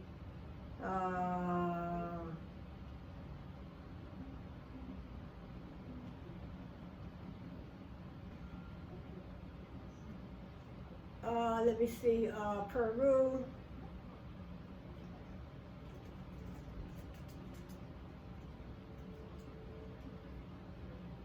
Courts of Peru, let me see if they had a legal system. Okay, here we go, the Constitutional Court of Peru. Well, I assume every country should have a court system, They should have a court. Okay, it says Constitutional Court of Peru, Supreme Court of Peru, Superior Courts of Justice of Peru, so Courts of Peace of Peru. They got a Courts of Peace, so we don't have no Courts of Peace, but we have the Justice of the Peace. Let me see. Let me just click on, they got the Courts of Peace, the lowest hierarchy. Let me read that. Okay. It's a short, but I have to go back. It said the Courts of Peace in Peru, the judicial system of Peru, Each district in the country has a court of peace. Courts of peace have jurisdiction over minor cases and cannot try criminals. They are not divided into specialties. Courts of peace are divided into two types: licensed courts of peace, known simply as courts of peace, in which the judge is official and is officially licensed. Unlicensed courts of peace, in which the judge is a citizen elected by the public. And there's something. Then they have the unlicensed courts of peace, in which the judge is a citizen and is elected by the public. Then they have the licensed courts of peace, known simply as courts of peace, which the judge is official and is officially licensed. So in other words, right, because they have the licensed courts of peace, and it says each district in the country has a court of peace. The courts of peace are the lowest hierarchic level in the judicial system of Peru. Let me click on this. The judicial system of Peru. The judicial of Peru is a branch of government of Peru that interprets and applies the law of Peru to ensure equal justice under the law. So the judicial I assume are the court systems in Peru. So they are the branch of government in Peru that interprets and applies the laws of Peru for the citizens. Organization, the Peruvian judiciary is a hierarchical system of courts, as I said, with the Supreme Court of Peru at the top. The second level is composed of 28 superior courts. So they got 28 superior courts, each of which has jurisdiction over a judicial district, which are more or less synonymous to the 25 regions of Peru. The third level is formed by 195 courts of first instance, each of which has jurisdiction over a province. The fourth and lowest level is composed of 1,838 courts of peace, each with jurisdiction over a single district. So that is the court. So politics of Peru, they do have the executive, the legislative, the judiciary. They have that's the Constitution. In the Constitution, they have the autonomies, the elections, administrative divisions, and the foreign relations. That's all included in their Peru's Constitution. So, in other words, the judiciary of Peru is a branch of government of Peru. So let me see whatever courts they have. So it's P-E-R-U. So the Peru, they have Peru. Peru is a country in Western South America. So Peru is in South America.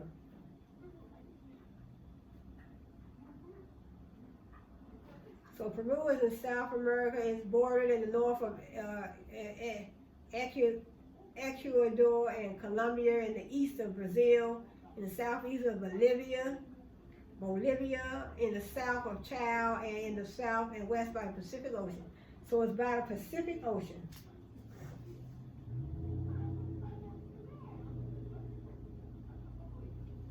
So Peru is in South America, near the Pacific Ocean, near Brazil, Bolivia, Chile. Let me go on down. It says Peru has a population of 34 million people, and its capital and largest city is Lima, and a 1.28 million km2, the second power. And it says Peru is the 19th largest country in the world. The 19th largest country in the world. And the third largest in South America. 19th largest in the world country. So Peru is the 19th largest country in the world. Let me move on down. Let me see. It's a whole lot. It's a whole lot on. And let me see.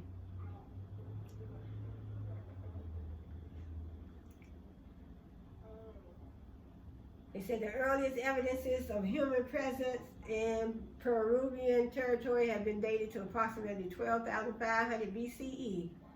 So they had human walks of life dating back to 12,500 BCE in the Huaca Prieta settlement.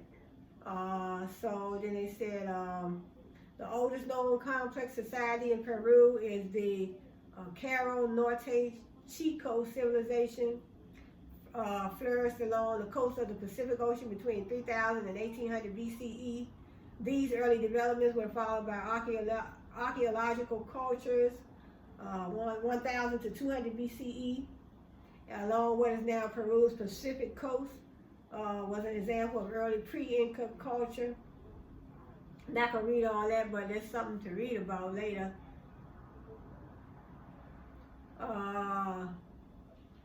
The indigenous population dramatically collapsed overwhelmingly due to epidemic diseases introduced by the Spanish, as well as exploitation and socio-economic change.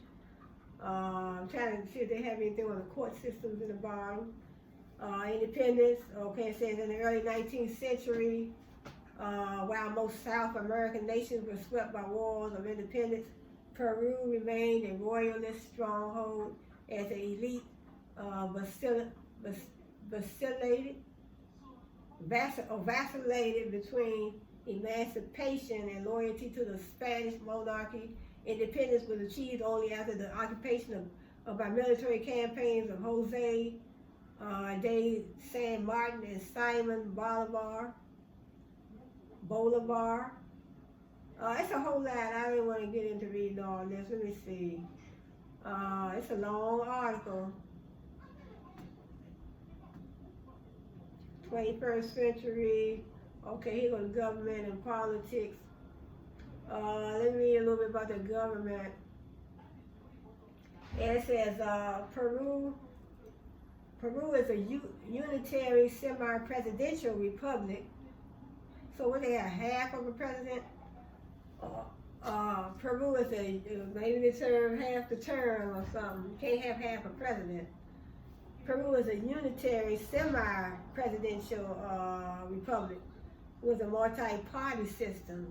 The country has maintained a liberal democratic system under its 1993 constitution, which replaced the constitution that linked the government to a federation to authorize more power to the president. It's a unitary republic in which the central government holds the most power and creates administrative divisions. So the Peruvian government is separated into three branches. So the Peruvian government, they have the legislative, executive, and the judiciary. The same thing we have over here in the United States. Legislative, which they said is the president of Congress, the executive, the president, the council of ministries, which in practice controls domestic legislation and serves as a cabinet to the president, consisting of the prime minister and 18 ministers of the state. Judiciary, the Supreme Court of Peru, also known as the Royal Audiencia of Lima, composed of 18 justices, including the Supreme Justice, along with 28 superior courts, 195 trial courts, and 1,835 district courts. Wow. So the judiciary, the Supreme Court of Peru. So the judiciary, just like the United States, that's the court system. So they have the Supreme Court of Peru, also known as the Royal Audiencia of Lima, composed of 18 justices, including the Supreme Justice, along with 28 superior courts and 195 trial courts, and 1,838 district courts. So they're going to be well endowed. They have a large court system. Under its constitution, the president of Peru is both head of state and government, and is elected to a 5-year term without immediate re-election. So under the constitution, they say the president of Peru, he's also considered the head of state and the head of the government. and he's elected to serve a 5-year term. And so it says the Constitution designates minimal authority to the Prime Minister, who presides over cabinet meetings in which ministers advise the President and acts as a spokesperson on behalf of the executive branch. So I'm not going to read all, that's a whole lot to read. So it says Peru is divided, Peru is divided into 26 units, 24 departments. So they have the constitutional province of Callao and the province of Lima, which is independent of any region and serves as the country's capital. Under the Constitution, the 24 departments plus Callao province have an elected regional government composed of the regional governor and the regional council. So, you know, you can always read back up on some more stuff from Peru. There's a whole lot to read. I was just trying to get to some important points. Then they have military and law enforcement. Peru has the 4th largest military in Latin America. Peru's armed forces, the Armed Forces of Peru, comprise the Peruvian Navy, the Peruvian Army, and the Peruvian Air Force. So, well, we have the same thing in the United States. We have the Army, the Navy, the Air Force, and the Marines. Total numbering 392,660 personnel, including 120,660 regulars and 272,000 reservists as of 2020. They got 272,000 civilians that are in the reserves. And it says their functions are separated by branch. Yeah, the Peruvian Army is made up of the Chief of Staff, two control bodies, 2 support bodies, 5 military regions, and 6 command rooms. Then they have the Peruvian Air Force, I don't know how to read all this, and the Peruvian Navy. So they have the Army, the Air Force, and the Navy, just like we have over here in the United States. They have their own constitution. They have, they do that at Supreme Court. They have the Supreme Court, and they do have, you know, they elect their president, could serve 5-year term. Peru is located on the central western coast of South America, facing the Pacific Ocean. Yep, so that is Peru. So, Peru is located on the central western coast of South America, facing the Pacific Ocean. So didn't Balboa travel the Pacific Ocean, and Christopher Columbus sailed the Atlantic Ocean? So you hear about that on, you know, we learned that in high school. So they have the economy, let me see. The economy of Peru is the 48th largest in the world. Peru is the 48th largest economy in the world. I'm not going to read all that. They have mining, agriculture, industry, transport. They said Peru's road network in 2021 consisted of 175,589 kilometers of highways with 29,591 kilometers paved. So that's something to know. They got everything about Peru if you want to know. They got energy, Peruvian electricity production total 5.1 TWH in the month of October 2022. So then you go down to the demographics. There was about 31.2 million inhabitants in 2017. Peru was the 4th most populous country in South America.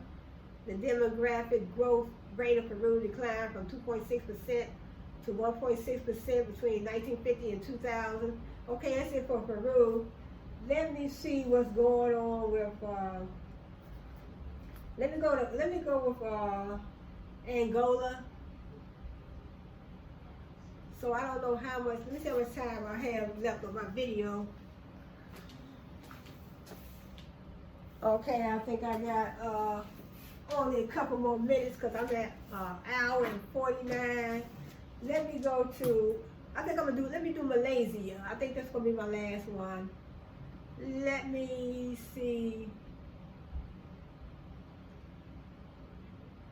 Let me see.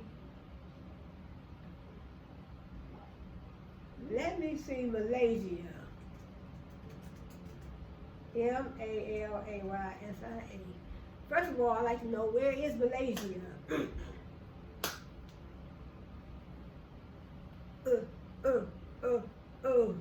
Malaysia is a country in Southeast Asia.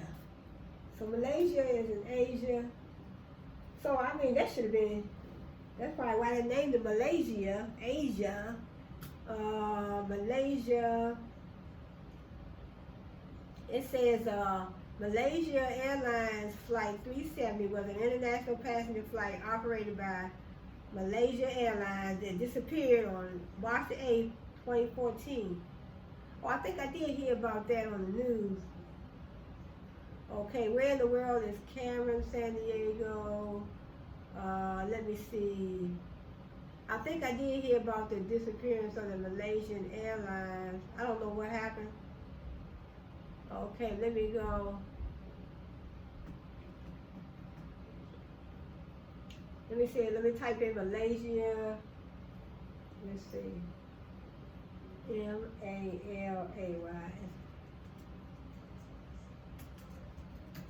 Malaysia.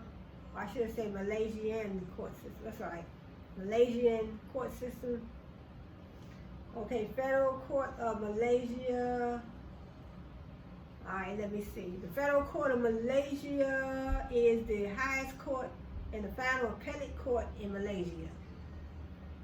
So in other words, the Federal Court of Malaysia is a court of appeals, I guess. It says it's the highest court. The highest court,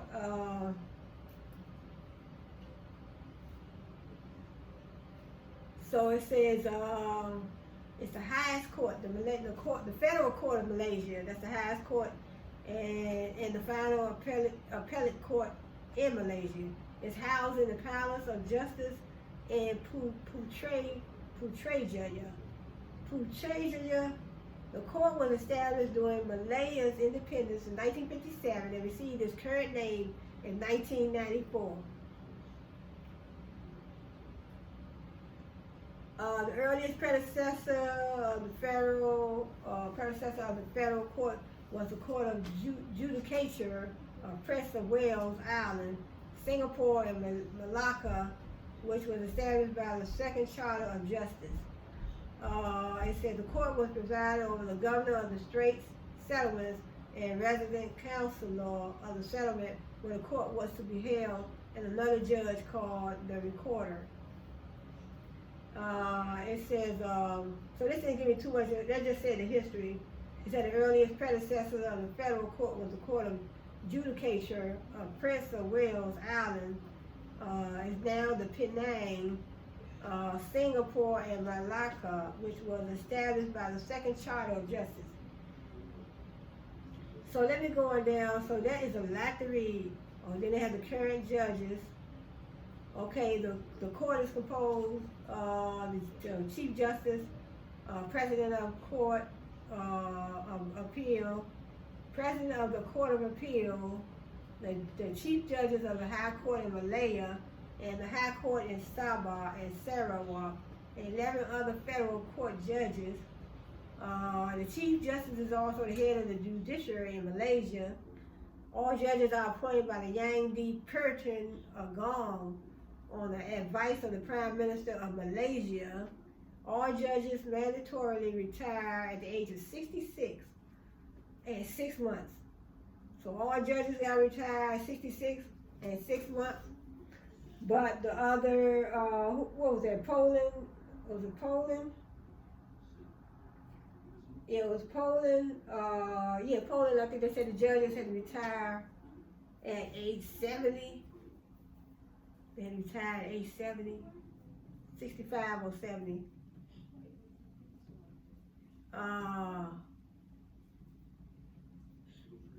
Okay, so that is it for that. Let me see what else I can find on let me see what else I can find on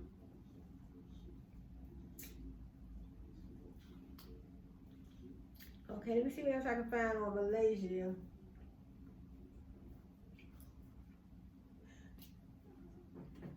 Check on it, let me put a check by that. Okay, let me see whatever.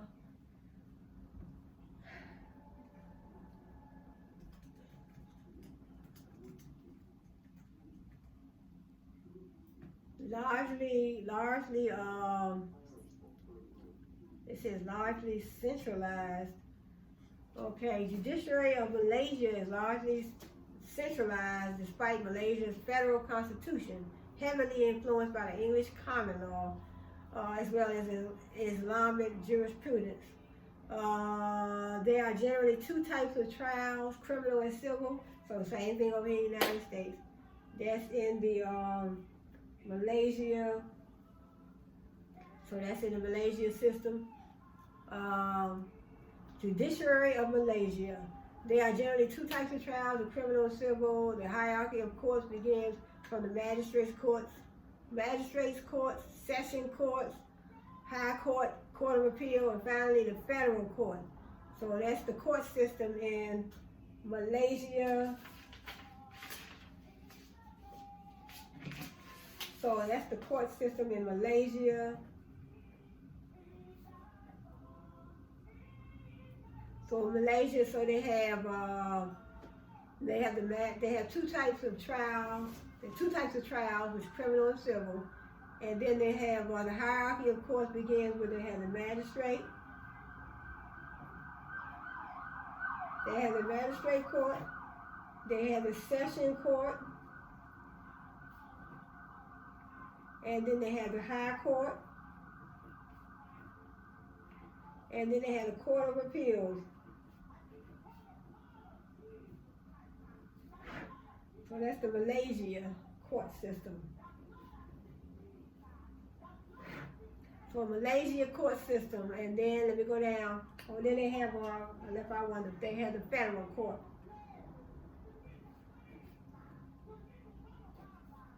Then they had the federal court. The jurisdiction of the courts in civil or criminal matters are contained in the Subordinate Courts Act 1948 and the Courts of Judicature Act 1964, Article 121 of the Constitution provides for two high courts of coordinate jurisdiction, the High Court in Malaya and the High Court in Sabah and Sarawak. Thus, this creates two separate local jurisdictions of the courts. Okay, I'm not gonna read all that, but I want to write that down. They do have, in other words, they have in their court system, they have the session court, the high court, the court of appeal, and the federal court. So that is the court system in Malaysia. Also, they have a current chief justice of the federal court. Then they have the current chief justice of the federal court, effective May the 2nd, 2019. His name is Yang Ahmad Arif Tun.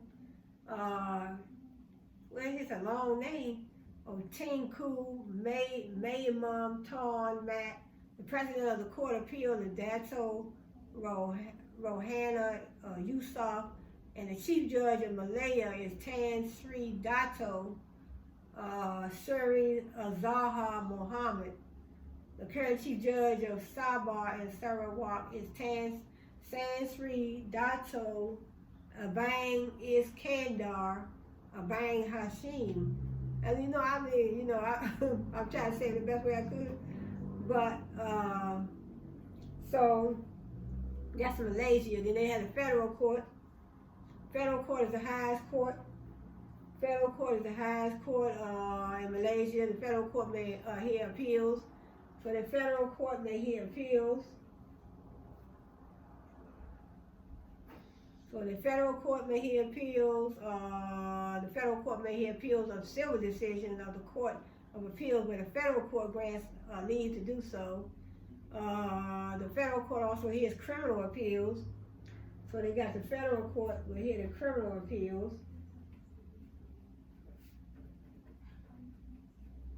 The federal court will hear criminal appeals, and also they had a court of appeals. See, the court of appeals generally hears all civil appeals.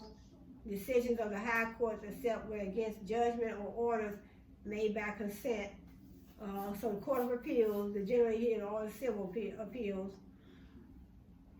In cases where the claim is less than $250,000, the judgment or order relates to costs only, and the appeal is against the decision of a judge in the chamber on an interpleader summons on undisputed facts. The leave of the court of appeal must first be obtained.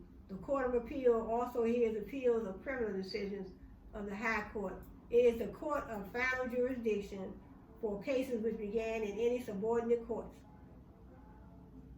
So that's the court of appeals. So they say that's the Malaysian court of appeal, and it says that is the court of appeals also hears appeals of criminal decisions of the high court. So in other words, they hear criminal decisions of high court. So the high courts, so their higher court, it doesn't say it doesn't say that it's the Supreme Court. But it just say the Court of Appeal, he also hears appeals of criminal decisions of the high court. The two high courts of Malaysia have general, supervisory, and revisionary jurisdiction over all the subordinate courts, and jurisdiction to hear appeals from the subordinate courts in civil and criminal matters. So the two high courts of Malaysia have general, supervisory, and revisionary jurisdiction over all the subordinate courts, and jurisdiction to hear appeals from the subordinate courts in civil and criminal matters. And then they have, we come down to the subordinate courts, the magistrates courts and sessions courts in Malaysia have the power in both criminal and civil matters. They had the session courts. So like I said, that's what I wrote down. So their court system consists of the session courts, high courts, the court of appeals, and the federal courts. So they just laying them out and explaining the different cases that each one of those courts can hear. So in other words, they had the courts, they have jurisdiction in those courts. They have jurisdiction to hear certain cases. So it says they have the magistrate courts. They are divided into first class and second class magistrates, the former being legally qualified and having greater powers. Second class magistrates are normally appointed. They have other courts. They have the court of Penggulu, or Malay village head, has the power to hear civil matters. So the Penggulu court and the Malay village head, that's a strange name for a court, has the power to hear civil matters in which the claim does not exceed RM50, where the parties are of an Asian race and speak and understand the Malay language. Then they have the Sharia courts.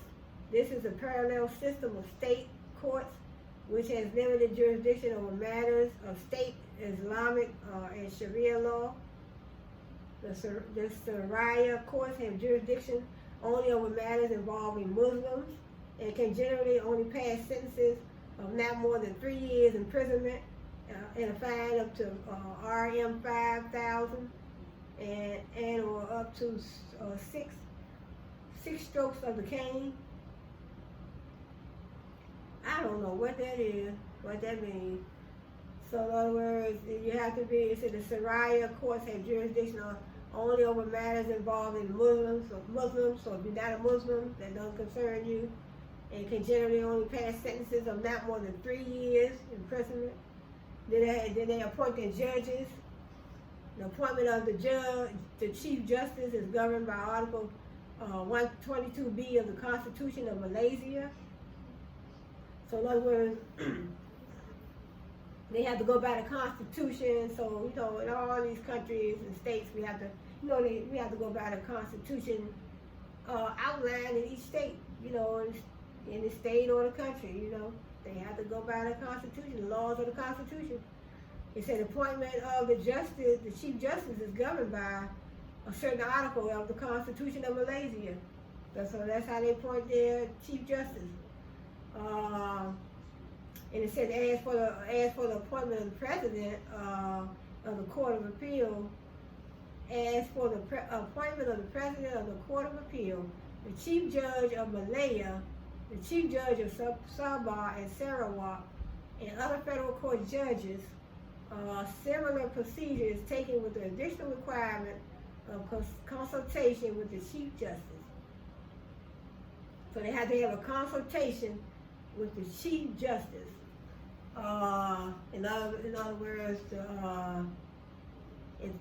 if they want to appoint the president of the Court of Appeals, they have to have a consultation with the chief justice.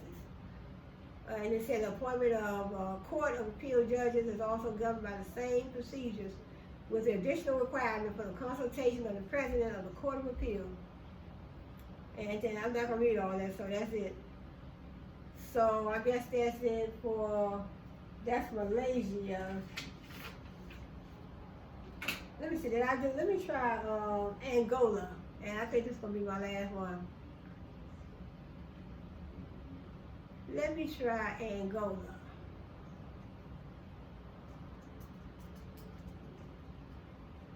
First of all, where is Angola? Let me find that out.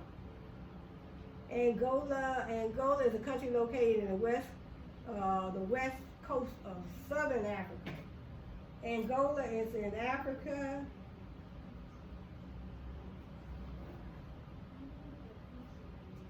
Angola is in Africa. Let me see.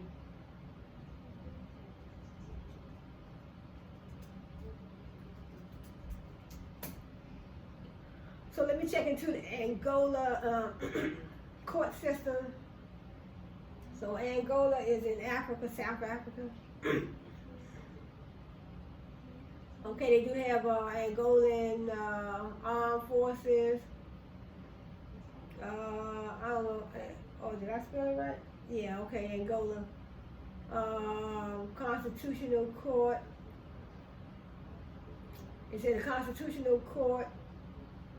Countries with separate constitutional courts include, they talk about Albania, Angola, Armenia, Austria, Azerbaijan, and Belarus, Belgium, Benin, Bosnia. So these are countries with separate constitutional courts. Human rights in Angola. Angola has long been severely criticized for its human rights record. So they might have the same problem that,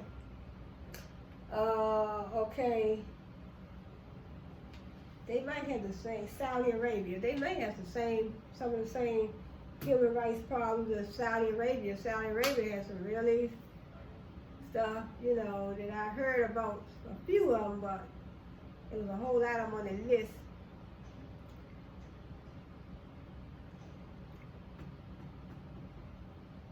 So let me see, Angola, ULA.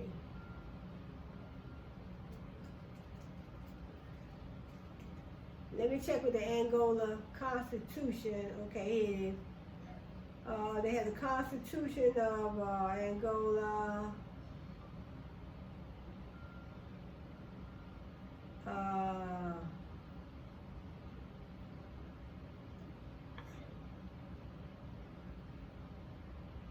Okay, let me see.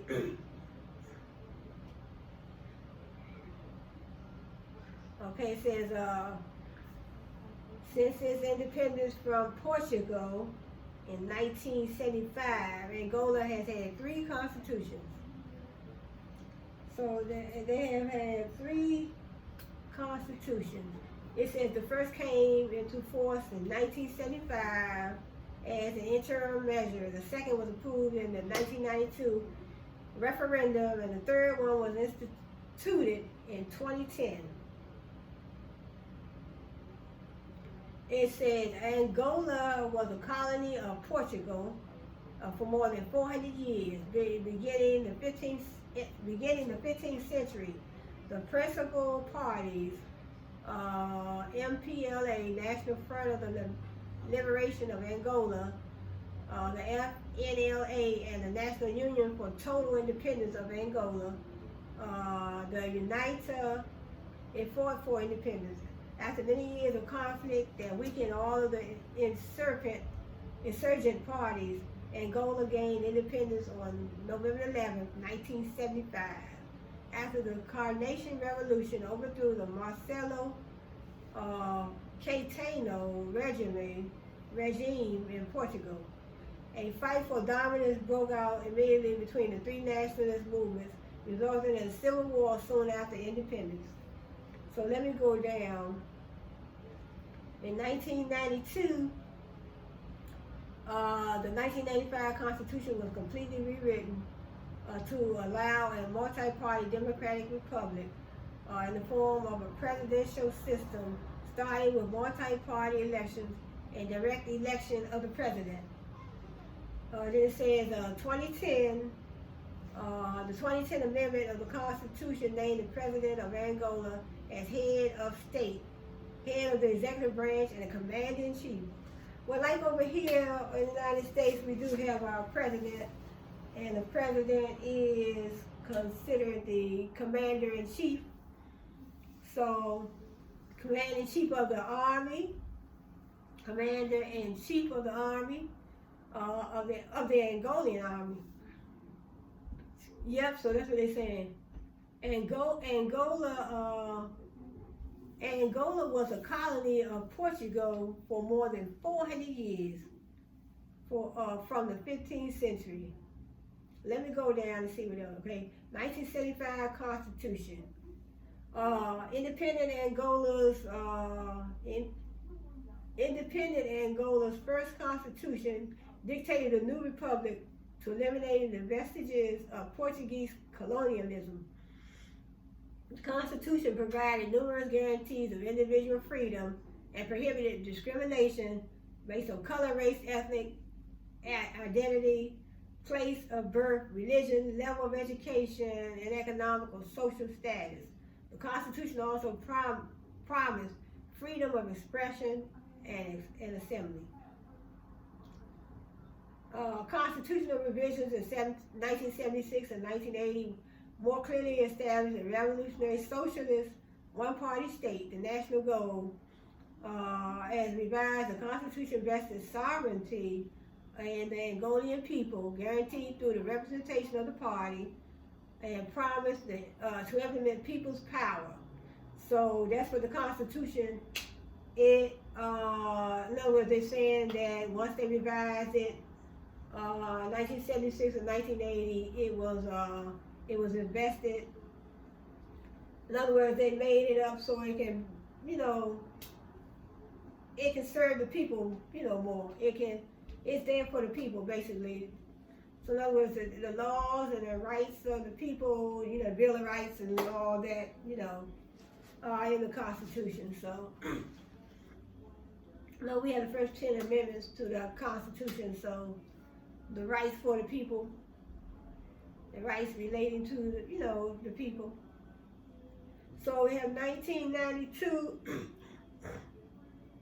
Jose Eduardo dos Santos won the 1980-1986 election and became the first elected president of the country. So the Civil War continued with UNITA still fighting the MPLA, and both parties still receiving international support. So I'm not gonna read all that. Then we had the 2010 Constitution. National Assembly of Angola approved a new constitution to replace the interim constitution had been in effect since independence. In 1975, the Assembly approved the Constitution in its entirety by 186 to 0 vote. 2 Assembly members abstained. The new Constitution was drafted by a committee of 60 parliamentarians, advised by 19 experts and a public consultation, and contained 244 articles. Wow. Then they had a new Constitution of 2010 was held as a day of victory and happiness for the people of Angola. And that is it. So, well, let me try, I did Ghana. I did all these? I don't know if I did Ghana yet. Let me try, let me do Ghana. I checked it. I don't know if I did it or not. I didn't write nothing back. Let me try this. One quick look. Ghana.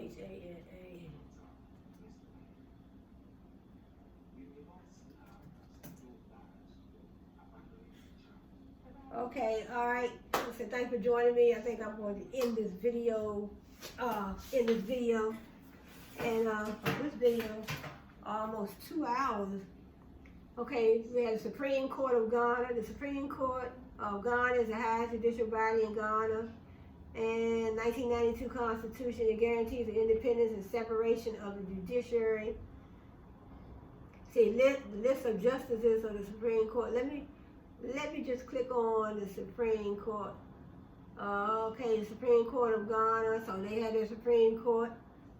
So the Supreme Court was established by the Supreme Court Ordinance 1876 as the highest tribunal in the Gold Coast during the colonial era. I think I'm going to stop right here. I'm going to pick up on Ghana when I come back the next time. So I think I'll go, let me see what else they saying about Ghana real quick. They had the justices of the Supreme Court. The following is a list of the judges of the Supreme Court. And the names, sometimes it's hard. They have a listing of all. They have a list of the Chief Justices of the Supreme Court.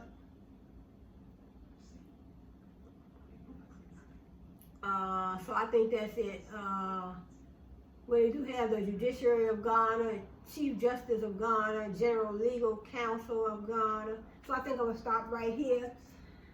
And I think that is it. So I want to say thanks for joining me. And that was very interesting, so, but, next time on the next video, I'll look up, I'll look for some more. And then I'm going to do another video I want to get into, since it's Black History Month.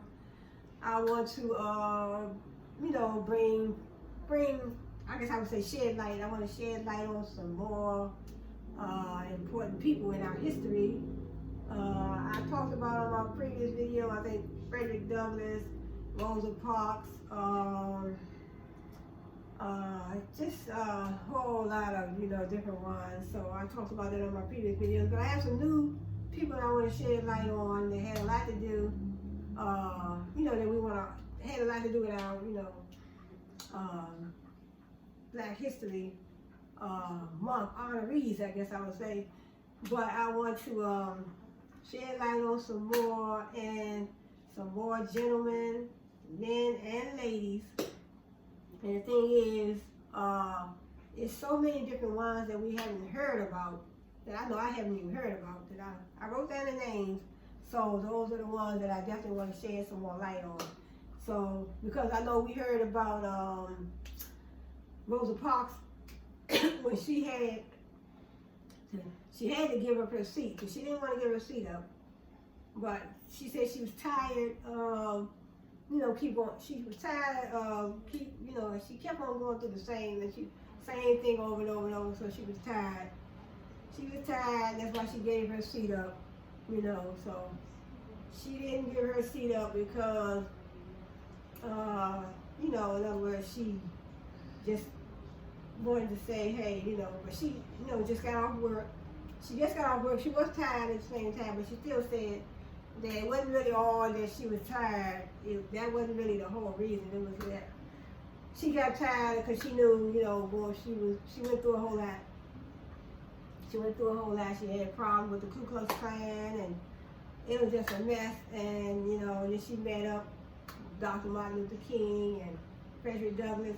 So, and then there was another lady that went through the same problem that Rosa Parks went through, but I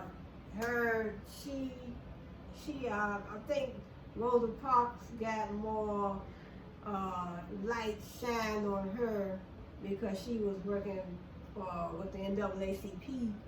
And so I want to bring, this other lady's name forward, forward on my next video. So I want to talk about her, and it's just so many different ones that I want to talk about on my next video. But I want to say thanks for joining me. Glad you could be here, glad to see you, and subscribe to my channel. And if you have any ideas, any things you might want me to talk about, then let me know. Comment below, subscribe below. And so my channels are going to be, I have 3 of them. They're all going to be geared toward education, accounting, law, business, ancient philosophers from our past, most of the ones I studied down Australia University, my time down there. Australia University, right over here in the United States of America. And so, anything, if you know about anybody that you think that we should know about that we may not know, comment below. Comment below. I would sure like to look them up and find out more about them, because I want to learn, whether it's male or female, because I like to learn, and I think we all, learning, to me, learning is a never-ending process, and I think we all want to learn, we all need to learn, and we all don't mind. We don't mind learning. A lot of us don't mind learning. There's nothing wrong with learning something new. So I'm going to end this video right now, and so I know my brother, he came to my one of my channels, and came to watch my videos. He said, "Sis, I came, I went on your channel, you were talking, and he said, I stepped away and came back minutes later, and you were still talking." I said, yeah, that's the purpose. That's the purpose of, creating a YouTube channel. You want to bring information. Information is powerful, knowledge is powerful. So information, my major was information systems, Australia University. My major was information systems and business administration. So information systems, in other words, you create that information system. If you work for a company, and they needed that information to come in. How you gonna conduct business without information? Without that information, you cannot conduct business without information. So information is powerful, knowledge is powerful. So that was my major, Australian University, information systems. And then they also had another major you could have, I could have took, but it's, I think it was computer information systems. Then they have information technology, but I chose information systems. So we learn all the different ways that you can, implement, I guess I would say, that you can implement to bring that information into your organization, into your corporation.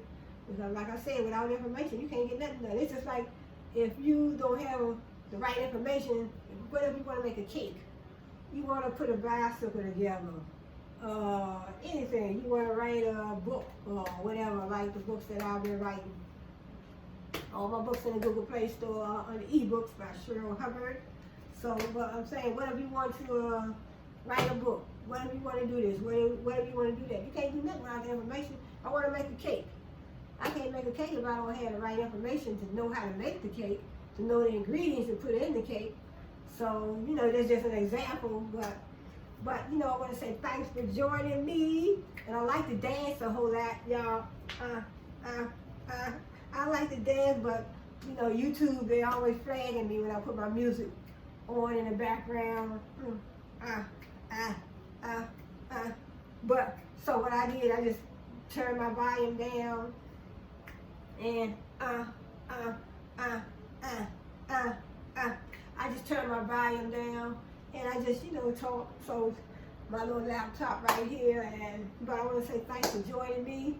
Hope to see you on the next video. And so I want to say thanks for joining me. Hope to see you again. Please subscribe to my channel. Tell your friends about me. Comment below. Give me some ideas. You have any people in your past, you know, if you went to college, you know, or even if you didn't go to college, but you have some people, or you have a person, you have a gentleman, or, you know, a lady or a gentleman, you think I might, you know, you think the world needs to know about them, you know, and right now know, hey, I'm glad to look up and do some research on that, you know, on, you know, those individuals, one or two or, you know, 3, 4, or how many, you know. I'll be glad to look them up and find out more information about them because like I said, I definitely want to learn all I can learn, and I don't mind spreading knowledge to the world because that's what it's about. You know a little something, share it with the world, you know, so share it with the world. So, and I also have, I think on my Everything Shirley YouTube channel, I do have some accounting tutorials. So I might be doing a few more of those on any one of my channels. But I just started my channel, but my Everything Shirley channel, I had that for, I think I started that one last year. But I think I just started these 3 new ones this year. Probably last month, I believe, January. So I'm just concentrating on building these channels up, and what I want to do I do also want to get out, you know, out in the field and do a little blogging and just have some different, you know, background sceneries for my, you know, for my videos, you know. So I wish I wasn't scared to get on an airplane because I blog all the way to the airport and it'll be all on video. But I just got a lot of ideas for my channel, and so I have a lot of ideas for my channel, and I'm just sometimes, you know, during the day I just sit down. I sit down at the computer. I sit down at my computer. Matter of fact, let me see.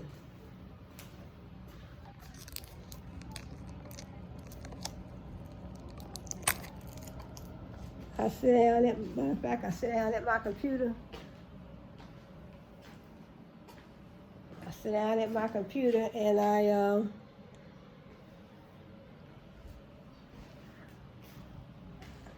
sit down at my computer and I do, you know, sometimes I think about what I want to do for my next channel, for my next video.